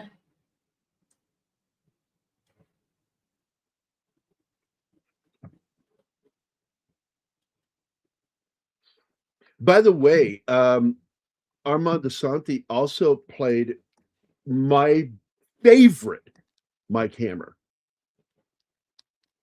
He was in the movie I, the Jury. And he was perfect. He was genetically designed to play Mike Hammer. That fucking face. Good God, he was good in that movie. And I think it was, oh God, she was one of those horror queens and sci-fi queens way back in the day. She was a Bond girl. Oh my God, what the fuck is her name? I keep thinking Irene Carrera, but it's not. It's I'm gonna go back and just find the fucking movie. Yeah. Also, Mambo Kings is a good movie with Armand Assante. Mm-hmm. Anybody's never seen that movie, fucking go watch that movie now. Yeah. Mambo Kings. Great fucking movie about the history of the Mambo. And that Latin style of music. Just fucking love it, man. So he did a movie back in the 80s where he played Mike Hammer, I the Jury. So I'm trying to find it. Also, he's gotten to play Sylvester Stallone's brother in 2 movies. He played him first in 78 in the movie Fist, which was a fictionalized telling of how the unions got infiltrated into the trucking industry. And it's a good movie. Not great. It was expected to be a bigger film than it was. And I can see where it failed. And it was the hubris of Stallone that screwed that movie up. Yeah. He's personally to blame for that fucking movie. It's supposed to be about Jimmy Hoffa. And what happened? Fictionalized telling of Jimmy Hoffa, exactly. And but then they would play brothers again years later in another movie that deserves some Razzies, but I still love it. Judge Dredd. Yeah. The name of the girl you're looking for is Barbara Carrera.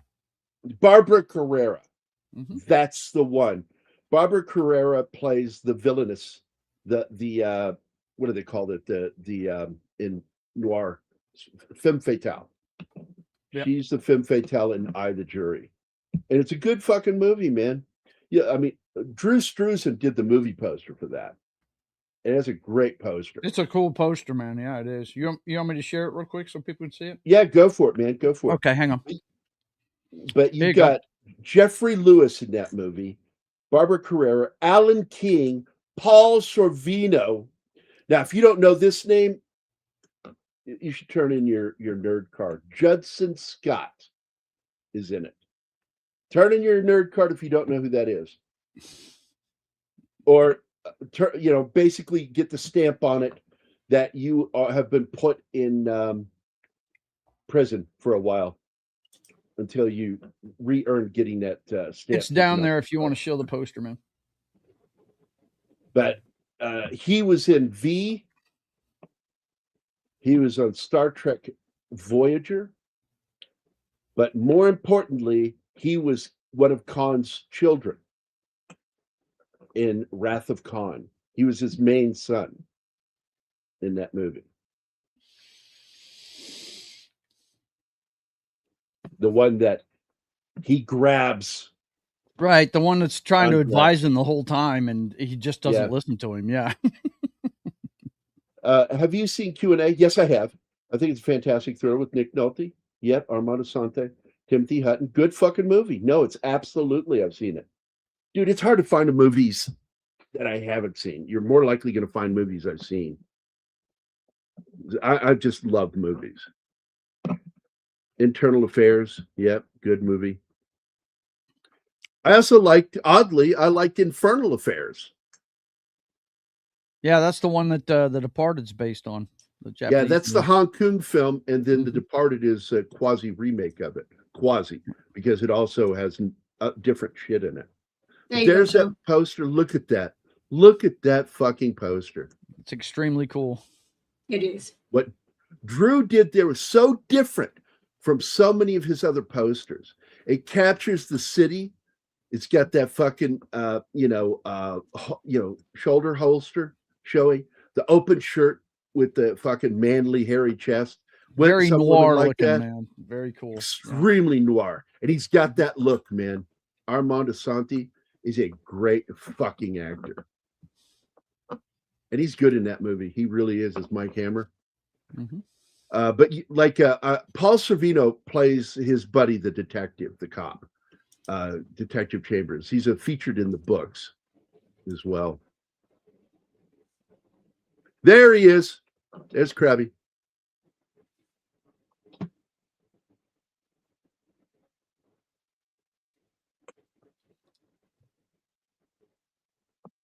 And the movie that I remember being introduced to him was as the bumbling villain in The Living Daylights, James Bond. He plays a Russian officer that needs to be kidnapped and taken out of the Soviet control. Mm-hmm. In the way they do it through General Gorgy Koskov. Like a great character. Oh, and he's also the villain in The Punisher, 1989, with Dolph Lundgren. Yep. The forgotten Punisher movie. So you got a Swede and versus a Dutchman. That movie. Because, you know, if you didn't know that, Dolph Lundgren is Swedish. And I mean, you can't tell because he's like 8 feet tall, fucking blonde-haired, blue-eyed. Yeah. Nothing would suggest that he's from Sweden or up Nothing. there. Period. Where are you from? I'm from Sweden. My name is Ole. Sven Ole.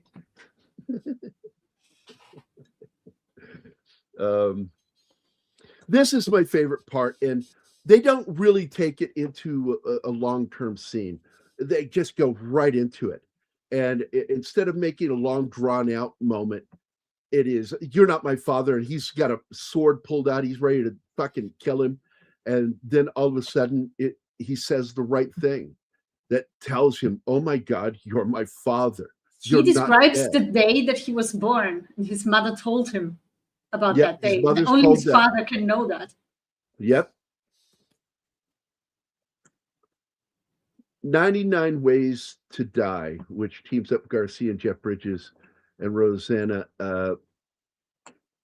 I think the movie's called 8 Million Ways to Die, wasn't it? 8 Million Ways to Die. Yeah, and he got corrected.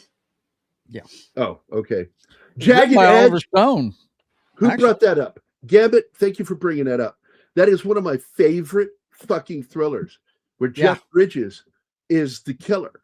And you want to talk about, okay, 2 films where guys who were leading men, okay, they're good-looking, likable leading men, Jeff Bridges and Harrison Ford, competed for roles.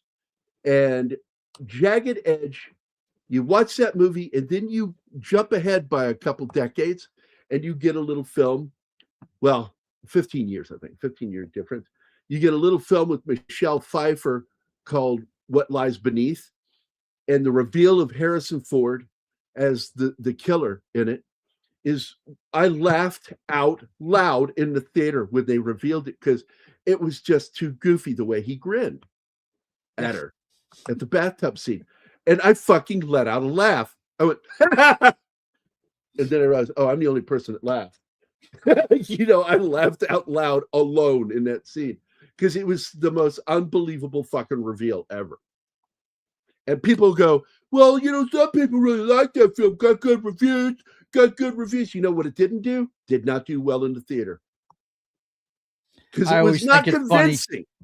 It's not convincing. I always think it's funny when people just laugh at something in a movie, and yeah, it's completely understandable, Gary. The last time I heard somebody do that was my buddy Mark. We went and saw Amazing Spider-Man 2, and whenever they showed the Green Goblin for the first time, he just cackled. He was like, oh, I'm sorry. This is the stupidest shit I've ever seen. Why are we so far behind in chat, Gary? That was almost an hour ago that he brought up Jagged Edge. Well, I don't know. I'm not in control of the fucking chat. Where? I've been trying to catch up, and that's where I was at, trying to get caught up. Hey, don't feel bad, buddy. I'm always an hour behind in the chat. Always. Hey, chat. Stop writing. It's not even loading for me. Stop it's not even chat. loading. It's not loading for me either. That's weird. I may have to leave and come back. This is not good. What minute? I can't go. All the plants are going to die. No, this is yeah, right. I like that. You can't go. The plants will die. What movie is that from? I know that line. Bill Murray in Stripes when he's trying to get his That was girlfriend to it. stay. Right. Yeah. You can't leave. The plants will die. You I'm can't like the go. little. All I'm like plants the. gonna die. I'm like the little acorn. You know, he's trying to describe himself to Right? her. Yeah. And the irony is, his character was the same age I was when I went in the army. Oh. And they're saying he's too old for joining the army. And I thought it was really funny. I went in at the exact same age as his character. Not his real age. He was in his 30s. He was 35. Yeah. Playing a guy who was supposed to be 26. Right. So I was funny. All right, I'm gonna leave, and we're gonna lose the film strip unless somebody wants to bring up their version and go to the 107.55 mark. Yeah, I can do it. There you have it.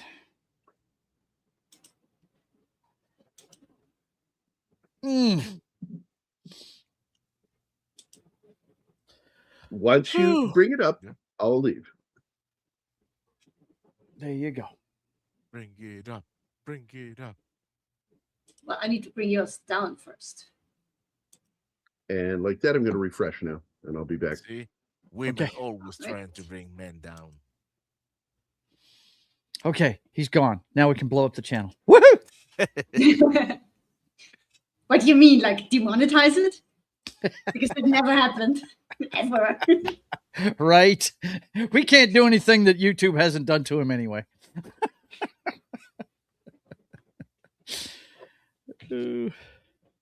I think everybody on YouTube has problems with YouTube. Because they do. I just put in like the 15th dispute for a piece of music that's made by my brother, and unbelievable. You'd think after about 2 or 3 times they'd figure out that you have the right to use this stuff, but no. Just do it. And I know Gary's run into it too with his own music. It's just stupid. Multiple times. Yes. And every single time they drop it. And I'm like, who's claiming it? Well, it's their way of protecting the artist is what it is, but it's obviously an automatic thing. You know, it's a bot. Yeah, it's an AI bot is what it is. Look it's YouTube. I checked into it one day, and it's YouTube protecting the artists, protecting you actually. Well, it's actually not YouTube with me. It's CD Baby, my label that I released through. By the way, I paused here because I love that shot of her.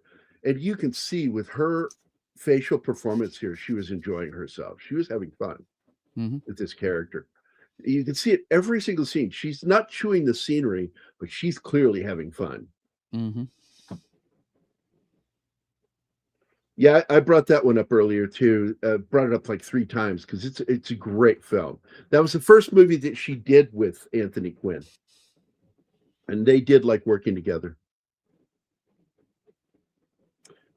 In Electra, she played the title role, daughter of Agamemnon in the Trojan Women. She played Helen, wife of Millennium. Melanos. I don't know how to pronounce that one. 77. Clytemnestra. Yeah.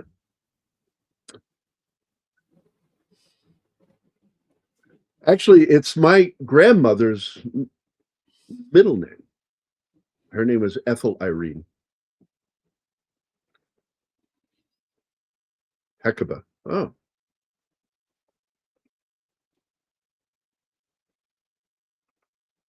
Yeah, because that's how they were fucking paying attention when they made this movie.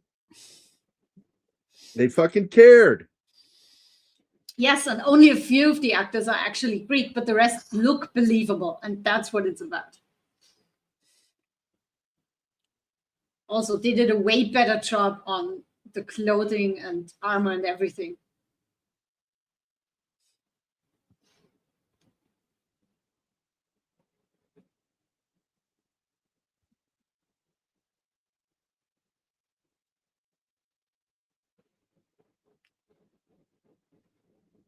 I love what you put on the thumbnail about this one. Version of the Odyssey that doesn't suck. Yep. Now, for the filming locations on this, they filmed in Malta, they filmed in Turkey. They also filmed at Shepperton Studios for a lot of the shots that were shot at the studio. And the series featured notable ensemble, including Greta Scacchi, Irene Papas, and Christopher Lee, as well as Bernadette Peters. Great fucking cast. And then there's a special note under this, thanks to one of the websites, little asterisk that says, this is a distinction from Christopher Nolan's upcoming adaptation, which was filmed in Greece, Italy, Scotland, Iceland, and Morocco, but did not include any actual Greek actors or even Mediterranean actors. It doesn't even look like Greece from what I've seen from the trailers. It looks sad and gray. That's not. Well, Greece is now suing them. Well, that's the new thing now. Good. But, bleach everything out. Yeah, Greece is suing them. They were lied Egypt to. did it too when they made Cleopatra black. Like bullshit. Now, a lot of people don't know this, that Egypt could have sued the Eon Productions because they were kind of lied to by the scenes that were shot in Egypt with Roger Moore in not The Spy Who Loved Me. Was it? No. For Your Eyes Only. And they're very strict at what they allow to be shot there. And you cannot make Egypt look bad if you shoot there. And they have final say on it. But the problem was they shot one of the scenes and they weren't there for that. And so therefore they got away with it and it ended up in the final film. And Egypt didn't sue them for some reason. They liked the movie enough. Well, Greece has to do something because they paid him a lot of money, and Greece is not a rich country. So to them, that is a shit ton of money that they paid him. And now he's like crapping all over their history. A lot of people don't know that Rae Dawn Chong has been working steadily years. It's like she was kind of an it girl for a little bit, and then she's just in stuff after that.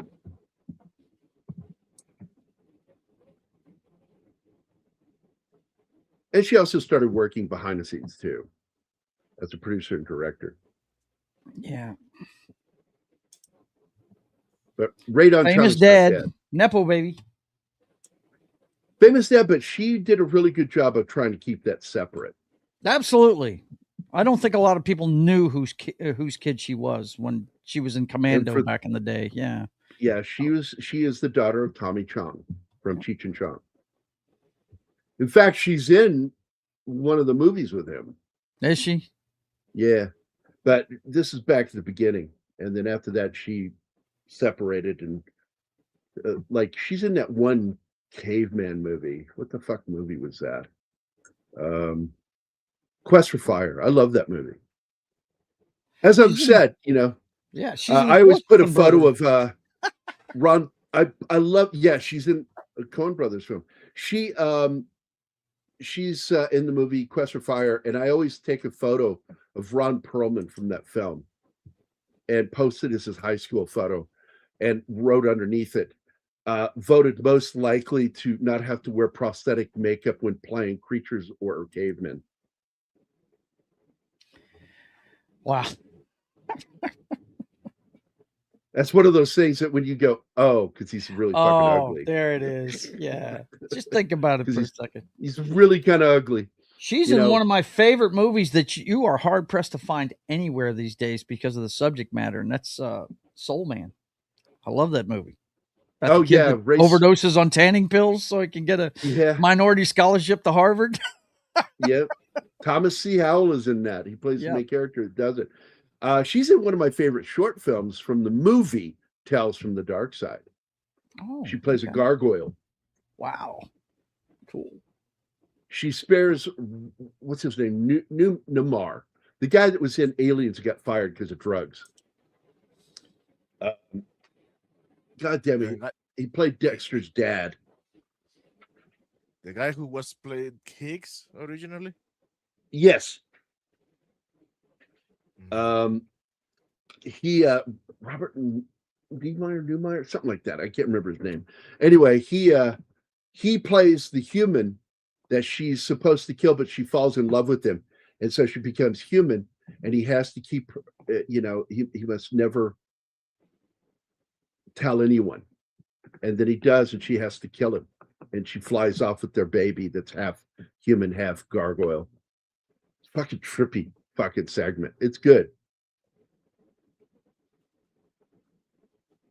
The scene when they start locking the doors, it's like, yeah, some shit's about to go down, baby.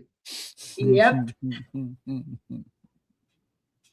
even though I didn't like the movie, I did like the scene in the latest version of Odysseus with Ray Fiennes. I also like the way they pulled this off with the arrow. What? Man, that movie with the movie's awful. Oh yeah, it's a horrible movie, but I did like this scene in it. It was a fun scene. It was probably the best scene in the whole film. And it gets automatically ruined, but when Penelope appears and accuses him of, you have made your boy a murderer like you, blah blah blah. Don't talk to me anymore. Fuck it. Yep, that's where the politics of that movie is fucking retarded. She would never have said that to him. He's the future king. Of course he's going to kill people. And these people needed to die. Yeah, this movie wouldn't happen today. No. But that was back in the day when like Ted Danson could blackface and Whoopi Goldberg laughed. Yeah, James Remar, that's it. Thank you, buddy. Thank you. He's awesome. Yeah, Geraldine Chaplin is really good in everything she's in. She's a great actress. And a lot of people, don't realize who she is, that she's the daughter, one of the daughters. I know Gary thinks it's pure cheese now. I fucking love Moonraker. No, hey, it is cheese, but I fucking love that movie. I love that movie. I also believe she had braces. Movies my dad showed me. I remember she had braces. I'm a neck. Yeah, yeah, she had braces. But I kind of liked it as a kid. That the sci-fi. Well, they were trying to recreate The Spy Who Loved Me. And Star Wars was definitely in the zeitgeist at the time. Because it wasn't even supposed to be made. The next movie was supposed to be the next movie. Right. It was actually supposed to be them, but Moonraker got pushed into the middle because they even announced the next movie with the previous film. Mm-hmm. And James Bond will return, and instead we got Moonraker, which was the James Bond response to Star Wars. Yep. And it was fucking fun. It's a fun movie. It's based off of a story of actually Drax in the book had Zeppelin, or a Zeppelin or two Zeppelins that it was loaded to the hilt with explosives. And they were going to release it on London. And a story that could only take place in post-World War II, like early, before the 50s, really. Because, that wouldn't work today. Cool that you got to watch Moonraker for the first time. Yeah, I liked it when I was a kid. I fucking love that movie. And that movie is what made me fascinated with the shuttle. And in fact, their launch scene was so accurate, NASA was impressed. Yeah, they did a good job on it. They were impressed at how close they were in their accuracy of how a fucking shuttle launch works. And they're like some people thought they had taken footage of a launch, but the launch hadn't happened yet. Mm-hmm. The most we had seen was it tacked onto the back of a 747. Yeah, I watched it land out here in Barksdale in the back of a 747. Yeah. The Enterprise that never flew. Yeah. And it was named the Enterprise in honor of Star Trek. Yes. If those of you didn't know that. Mm-hmm. And why? Because of a friend of mine, B. Joe Trimble. Really? B. Joe Trimble. Didn't he do the special effects? She was very nice movie? No, B. Joe is one of the biggest Star Trek fans. Oh, okay. And she's the one who helped keep Star Trek alive, her and her husband. Oh, and, wow. Credit to them, then. People. They did. Credit to them. She wrote the book, the Star Trek Concordance by B. Joe Trimble. It's one of the big Star Trek books. And that's how I met her, as I bought the book, and I asked her if she would sign my book for me. and she sent me her address, and I sent it to her. And then when I did my Star Trek painting, I sent her one of the art prints signed. Rolled up in a little tube, sent it to her. And very cool. nice lady. Very nice lady. Even starred in Chaplin, that's right. In 1992, biopic with Robert Downey Jr. is good, but I could tell from Roger Ebert that he didn't like it. Oh, Chaplin? Fuck. Yeah, Moonraker first Bond in theaters. Then I started watching all the Bonds that aired, BBC, I think. I've seen every one theatrically since. Some of my faves are with Moore. I was a Moore fan growing up. That was my James Bond. But I prefer Timothy Dalton, because Timothy Dalton is the closest thing we ever got to book Bond. Why? Because he was an actual fan. He read all the books. Yeah. Multiple times. And he went back and referred to specific sections of books to help refine his performance as Bond. And the one thing he said, no quips. No quips. Yeah. Even though he does do one. He does. He does do one when he kills Benicio del Toro's character. He throws a quip. But it's done so quickly and so dryly. No tongue in cheek. He just says it and moves on. Okay, I know we're talking Bond, but I really wanted to bring up the shooting location for the movie because it's amazing. This is where they shot parts of Calypso's Island. It's a real place. You can actually swim. That's lime, right? It's from limestone, yeah. Those are hot springs, and they carry a lot of minerals, and they form these pools. And some of them are hot enough to boil an egg. Some of them are fine to go swimming in. That's what I wanted you to tell. That the part about that you can't. There's some of them you're not supposed to get into. It will kill you. Yep. Yeah, right. Pamukkale in Turkey. It's like that. It's like that one. I don't know what they call it. It's a crater into the ground at Yellowstone that you don't want to be in. That's boiling. Oh no. The water in that one pool is deadly. And in fact, I watched a recent story by Mr. Ballin telling the story about this guy that fell in. And it's a fucking horrifying story. Oh, yeah. Could you imagine? Ugh. Look at that. I'm not surprised. Alpha was there. That's so cool. I've never been there. But one of the things I like about that photo is if you look back in the background, way back there, cypress trees. Yep. Mm-hmm. It's also inland. It's not on the sea. So they fixed they made it look like an island. It's not. It was done through visual effect. Casino Royale and Skyfall are the only two Craig movies for me. They're the only two I like.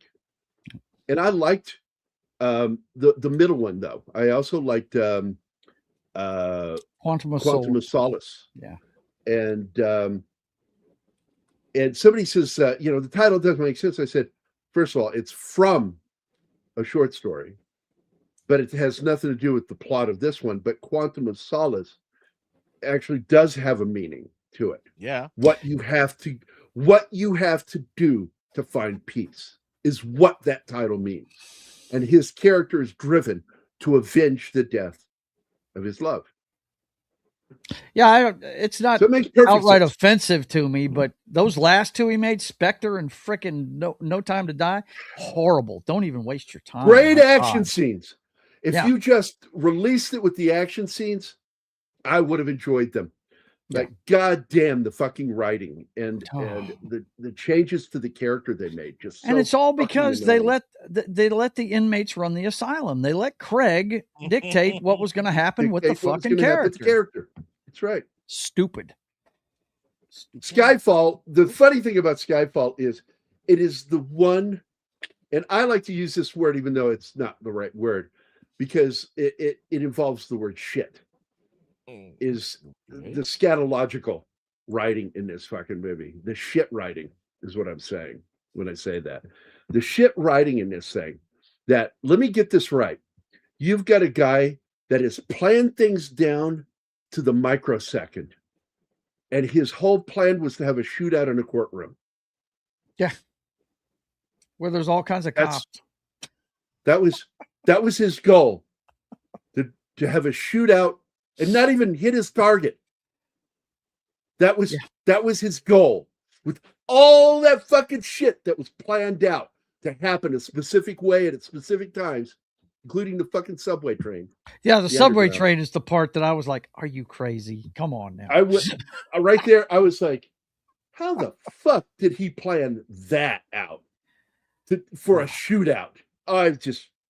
Yeah. But then we get to the mansion, and everything from the mansion to the end is fucking great. James Bond. Home Alone, the Bond version. It's awesome. I fucking love the minute that he gets her out of London is its own movie. Mm-hmm. It's a good movie. That part of that film should be a short film. The setup of the bad guy's good too, but you're right. That shit in London is just, oh God. It was fucking stupid. Yeah. Like somebody goes, well, you don't like it. I said, no, I'm pointing out that it's illogical. It's dumb. It's stupid. It's bad writing. It's bad. The only defense for it is that maybe he wanted to do it in a public place, with everybody watching. For that writing of the logic of that shit, he deserved a public caning for that writing. I want to Gary bring doesn't that like back. bad writing, folks. I like corporal punishment. I support it. The one that got me was the train. I'm like, you're telling me that you set this up just to drop a train on him? Yeah, I know. Just like, what the fuck? He's going up the ladder and it just comes through, and it's like, how did you fucking... No. Nowhere on this planet am I going to fucking buy that. Right. No. And then your goal is to have a failed shootout in a courtroom. Yeah. I do love the part where Lady Judi Dench is quoting the Tennyson poem. I think that's I love that part, because that's what I love about that movie. It stands alone outside really of the Bond stuff to me, because it's about guys like you and me that are older and people say we can't do it anymore. That's the whole theme of that movie. And that's what I dig about it, that he overcomes all that shit using the old ways of doing things. It's pretty fucking awesome. Yeah. But you're right. The middle part of that is just so stupid in London. It's it's bad. GoldenEye is really one of the best Bond films. It revived the franchise. If you remember, after the second Dalton movie tanked at the box office, even though it's a fan favorite now, but at the time it didn't go over well. It didn't make a lot of money, and they thought that the series was dead, and they brought Brosnan in and did that movie, and it revived the franchise. It really did. I had a great conversation with my buddy Paul over at Heavy Spoilers, a guy who's tried to kill me 3 times. Oh no. He keeps saying, I'll eventually get you. He says, I'll kill you. Because that's a true friend right there. Well, he laughed because he knows what I'm talking about, is that 3 times I have potentially overdosed on my insulin, because I was so focused on what he was talking about that I forgot what the fuck I was doing when I was doing my insulin. And I just told him, I said, I am now no longer allowed to watch your show when I have to do my insulin, because I will kill myself because your shows are that good. And I love Paul. Paul's been on our channel a couple of times, and we talked about him coming back again, but I can't think of what to do it with. I really can't. I have trouble to figure out what am I going to have him on for, because it needs to be something special. And I need to find a film that I know he likes that I'm going to invite him on for. But I love this fucking movie. It's not a miniseries. Stop calling it that. If it's not 3, it's not a miniseries. It has to have 3 episodes, not 2. It's just a 2-parter.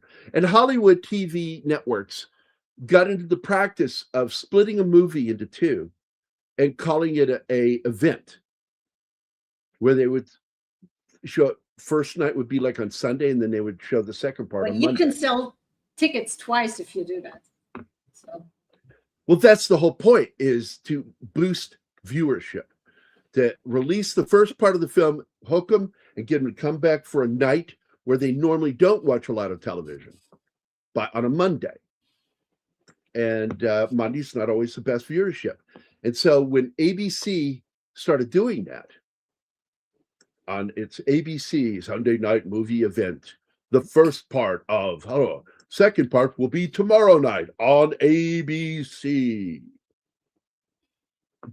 Roots was a miniseries. Rich Men, Poor Men were miniseries. Took a week When to you show see those shows. 2 episodes is not a fucking series. That is a 2-parter. Fuck off. Stop lying. You're lying. That's a lie. It's a lie. You need 3 or more to be a series. Yeah. It's like the word few. You throw somebody two things and you go, well, I threw you a few. No, you didn't. You threw me 2. Few is 3 or more. Words have meaning, goddammit. Carl Urban's Dread movie is currently free on YouTube. So worth a watch. I wholly agree. I love that fucking movie. And it absolutely has become a cult film because it didn't do that well in the box office, which is fucking nuts to me. Even if you're not a Dread fan, if you're a fan of the Raid, watch that movie because it's a lot like it with the Dread influence. Yeah. And they were born at the same time, inspired by the same type of idea, but they are not one was borrowed from the other. No, not at all. I'm not saying it's a copy. I'm just saying no. I'm letting people know that who think that. Some people out there think that. And it's like, no. Mm-mm. They were both independently inspired by the same concept of and it's really inspired by one thing, Game of Death. Yeah. With Bruce Lee. Bruce Lee's and and he, in his own way, kind of inspired level gaming in that movie that never got released, really, officially. One level to the next to the next. Yep. Level to next boss. That was started by Bruce Lee. And it inspired a lot of video games. And that inspired The Raid and Dread. Are both inspired by the same thing. And guess what? You never see Dread's face in the movie. Isn't it awesome? That was Stallone. That was Stallone again. Now, Stallone tried to say it was a studio, saying that he had to show his face. But no. That studio, like, oh, no. We're bunting that back to you. You I am the law. Wanted to. Carl Urban Dread was currently, yeah, absolutely. Man, I have watched the skiing sequences and opening titles of View to a Kill so many times. Yeah, that's good shit, man. My problem with View to a Kill is Moore was way too old. He was already too old the previous film. Oh my God, yeah. And Octopussy, yeah. Octopussy is so bad. People go, well, Keith doesn't understand why I don't like that film. I said, I don't like that film because I hate the fucking name. Well, that and they literally made him a clown at the end of the movie. I mean, they were already clowning him later on in the series when the more movies he made, but they literally turned him into a clown at the end of it. It's too much. Yeah, Great Raid is my boss's movie, Dale Dye's movie. He was really deeply involved with the making of that film. And not just as a technical advisor, he was there from the writing process on. And I think it's a great war film that doesn't get the love that it deserves. You have done that on Military Monday, haven't you? I think you have. True story, man. The thing that sucked is they couldn't find a working version of that plane. It was the Black Widow. And finally, there's a working version of the plane today. But back then, they didn't have one. And they couldn't afford the effects for a miniature. Brother's Keeper was the first episode of her season opener in 1984. Miami Vice. Yeah. Okay. Have you seen the hotspot with the yeah, I've seen the hotspot. Yeah. That was Don Johnson's attempt at doing a film like Cat on a Hot Tin Roof. And it was this is the same guy that released an album with him singing Heartbeat. And by the way, that's one of the films where Michael Madsen was on the set a lot to protect his sister. Really? He was there to make sure that no producers messed with his sister. Wow. And you've got two beauties in that movie. You got Jennifer Connelly in that and Virginia Madsen. And Madsen posted a picture the other day, and I looked at it and went, oh, that's a pretty. And then I realized, oh, I can see her nipples through the blouse. And I went, how is that not been like? And then I went, oh, it's probably a lot more guys who they're not going to report that. That subbed to her. They're not going to report her for that. So yeah, women will fucking report her. That fucking bitch showed her nipples. My man is looking at it. Whatever. And it's usually fat cows too that get upset. Barry Corbin's in that movie too. Jack Nance is in that movie. There is a guy who had a fucking weird death. And if you know who Jack Nance is, you've seen a lot of David Lynch movies because that's really what he's best known for. He's in everything Lynch ever did. And I like Jack Nance. Good fucking actor. And I'm going to pull it up here. David Lynch's Eraserhead. He goes all the way back that far, Jack Nance. He died on December 30th of 1996 at the age of 53. His death was ruled a homicide due to a subdural hematoma caused by blunt force trauma to the head. The incident occurred the previous morning when Nance got into a physical altercation with two men in a parking lot at Winchell's Donuts on South Pasadena, California. Nance told friends he had been punched in the face during the fight, which took place at 5 a.m. He later complained of a severe headache, but did not seek immediate medical attention. And I got to tell you, the people in his life failed. They failed that man. Cause of death, an autopsy confirmed that the subdural hematoma resulted from head trauma was cause of his death. Blood alcohol level, Nance had a blood alcohol level of 0.24 at the time of his death. Investigation, and of course, having a blood thinner, alcohol is a blood thinner. And you'll fucking bleed out, man. You will fucking bleed to death with drinking alcohol while bleeding. Investigation, the case remains an unsolved case. No witnesses came forward, and security footage was inconclusive, and the men involved were never identified or arrested. Circumstances surrounding it, while police initially treated it as a homicide based on Nance's account of being assaulted, investigators also considered the possibility that he had fallen and hit his head, though the coroner ultimately upheld the homicide ruling because it was not just one. It was multiple injuries to his head. That's not falling down. No. Mm-mm. Dennis Hopper, another actor that Lynch liked working with. He was an actor. And what I loved about Hopper, as big a lib as he was, loved John Wayne. And he said, John Wayne gave me the best advice of my life. And he took that advice, and it changed his career. Oh, God, I hate that name. I can tolerate, but it contains the unnecessary throwback to Tarzan.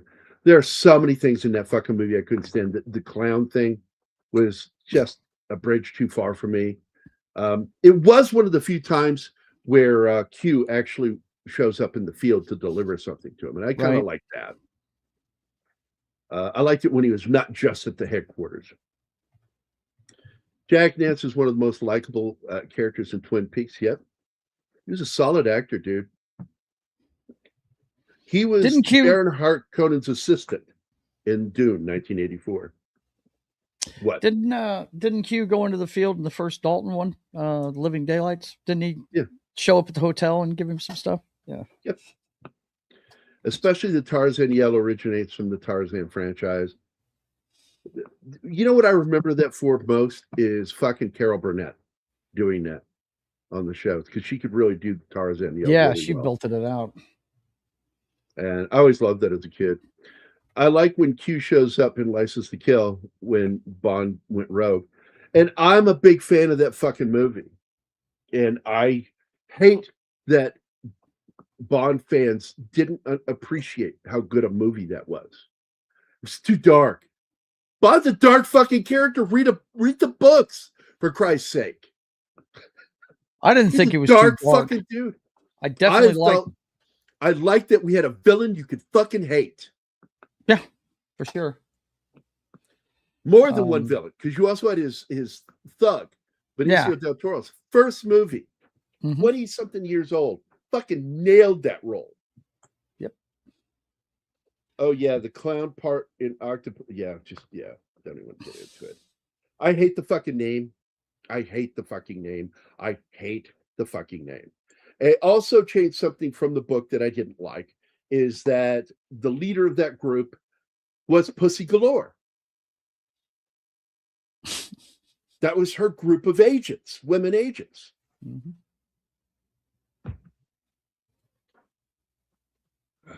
I hated her name too. My name's Pussy Galore. I must be dreaming. I must be dreaming. If you want a scene with a bunch of Lynch's most deranged looking characters, it's Nance, Pruitt, Taylor Vince, and Willem Dafoe as Bobby Peru Baby. Oh yeah.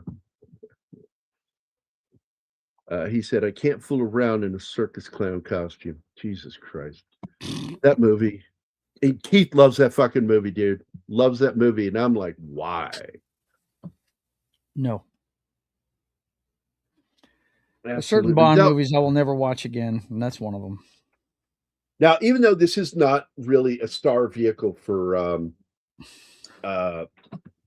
Rossellini, I wanted to do this movie because it gives a chance to talk about a version of the Odyssey that doesn't suck. And that's on the thumbnail.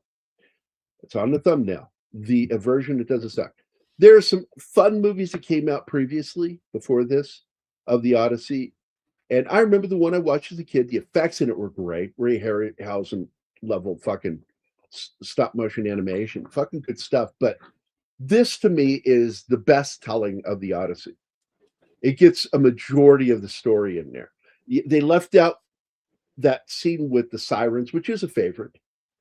But it is my number one favorite telling of the story. And ironically, my second favorite is the Coen brothers version of Brother, Where Art Thou? Oh, Brother, Where Art Thou was fantastic. I still have to see that one. Good. You are going to enjoy it, Anima. You are going to enjoy it. It is pure joy. That movie's pure joy. It really is. From beginning to end. You will have a smile on your face the entire time watching that movie. Nice. I like that. I didn't make it as funny good. It's fantastic. Go ahead. I'm sorry, Gary. No, it's just responding to this. I did not make enough money to pay for any of that shit as a kid. I did ski. I did cross country, which I thought was cool. But oh boy, that's exhausting. Like you don't realize the muscles you're using when you do that. It's your quads.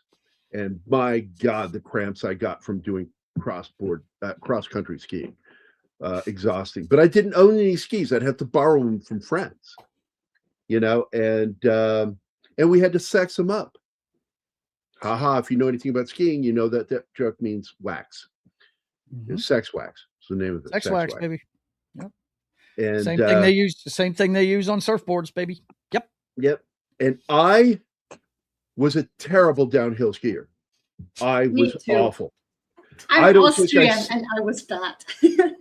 I don't think I spent more than 10 seconds off my ass. And I don't think I survived one single mogul when I skied. And David Legge is who I would usually go. And I just sent him a friend request. I found him on Facebook. I'm like, dude, I've been looking for you for like 40 years, man. Like, how the fuck are you? And I think it's sad. Like, I went through his friends list. Nobody from high school. I will probably be the first person from high school that is on his friends list if he friends me. I don't know if he will. I don't know if he even visits his page. But he had extra, set of skis, and I would go with him.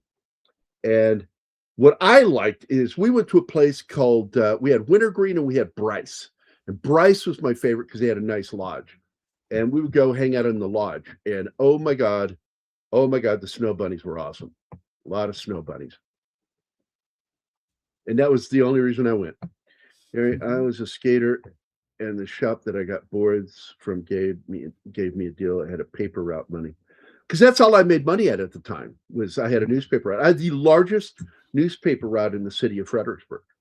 I had what was equivalent to having my own town, and that was Forest Village Apartments. It was a huge community, and I had a lot of customers there. And but when you look at what I made maybe $100, $120 a month with that route. This is 80s, $120. It was a huge fucking route, but it was nothing to really get excited about. It wasn't until I started working at Shoney's and then later McDonald's, I started having an income. But then my dad lost his Social Security temporarily during the Reagan administration, and I had to help pay bills. So I never really got to save up. Never really got to. And I never snowboarded. I only skied, and I was terrible skier. Like, somebody goes, "Well, you just quit," and I'm like going, "That's the way people that have brains like me do. That if we can't master something quickly, we walk away from it." And it's just the way I work. It's like I should be able to pick something up and be good at it or adept at it within a week to 2 weeks. No, And if I'm snowboarding not- takes longer than that. If I'm not able to stay off my ass after 2 weeks, I'm going to suck at that for a long time. And that is way too much of a commitment to something that I don't find that interesting. And it's an interest thing too. My special forces group was a winter warfare unit. We did cross-country skiing with the Norwegians. I suck, though, to be fair. I'm a native. Yeah, but you know what I'm talking about, because the way you ski is so the muscles you're using for cross-country, just, man, oh man, the cramps that I would get. Hamstring cramps, groin muscle cramps. Crazy fucking pain. Tenet is especially tough to understand because it gets the physics wrong. He worked so hard on the science of that, and still he's wrong. He was talking about the it works. sound mixing, buddy. How you can't understand what people are saying at the time. Yeah. Christopher Nolan always has the worst sound. Yeah. That's his Achilles heel. Haha. Pun intended. Ha ha ha ha ha. Guys, we should wrap. We've been going over for a while. I don't like rap. I'm not a big fan of that kind of music. Sorry, I heard you wrong, Anima. No, she didn't make sense. So no. No, he thought I didn't like Oh Brother Where Art Thou, and I said I have yet. She just hasn't seen it. Yeah. Yep. So, last one, Gambit. The first, I find Nolan flicks not rewatchable. For the most part, I agree with you. One movie I can watch was his remake of a Dutch film, Swedish film, called When the Cop Can't Sleep, Insomnia. I think that's a really good fucking movie. And I also like his Batman films, specifically the Batman trilogies. You could rank that up there with some of the great trilogies of all time. You really could. It's good stuff. So that's it, guys. Odyssey is a movie. If you've never seen this one, you got to get it. It's available on YouTube for free on Shout Factory. They have both parts, separated for some fucking reason. Separated instead of just putting them on one fucking video. 3-hour movie. Yeah, Insomnia is a really good film. In fact, I recommend seeing it twice, because once you watch it the first time, you need to watch it a second time to see what's really going on. After you learn at the end of the movie what happened, you need to go back and rewatch it again so you see what you missed. It's one of those films. I don't feel that way with Memento as much. The thing that I find once that's been revealed to you, that's it. Mm-hmm. That's the mystery box. Once you find out what's going on there, you've got it and you walk away. But then you've got some people with severe OCD that had to go out there and do a fan edit, and when they released it on Blu-ray, you could actually watch the movie in order of sequence. Chronological order. Wow. Yeah, it's one of the options, and I'm like, No. Look, I get it. I get it. People with OCD have trouble with that kind of movie. I didn't. I have OCD. I fucking understood what was going on. I enjoyed the film. But once you see it and you get to the end, you're like, oh, yeah, I get it. I don't ever have to watch this again. I understood everything. And so there's that. So that's it, guys. I want to thank everybody for being here. I had to leave early so I don't see everybody's names. But Indie Phantom Sofa Cinema, good seeing you again, my friend. Snorty, Gambit, John Whitaker, Andy Morrow, Slasher Fred, 11 Alpha. I want to thank you guys for hanging out with us. It's always fun seeing you guys. And we have, I really do consider us one of the best chats on all of them. These guys, just really good. And that's why I like it when I go see some of the other shows. I'll run into some of you guys over on other channels, and I enjoy that. Oh, I like that too. That we share. Sorry to hear, Gary. Sorry to hear, Gary, about your dad losing his job. What are we talking about? What is he talking about? You having to chip in with the bills way back. Well, he didn't lose his job. He was disabled, and he got cut off of his disability because they did this massive cutoff of so many people, and he made them go through a medical board to be retested, and it almost killed my dad, what they did, the testing they put him through. And it was completely unnecessary. He had the medical records to show his disability. And he had a fusion that failed. It splintered in his spine. His spine was splintered. And like, that's it. There's no fucking maybe. No. I watched him. I was there with him when he was on the treadmill. And I thought he was going to have a heart attack. And his back would spasm and he'd be stuck, unable to move for like 2 or 3 days, taking his muscle relaxers to finally get his back to stop spasming. And I'd be on there with that infrared back massager on his back, fucking trying to work those muscles.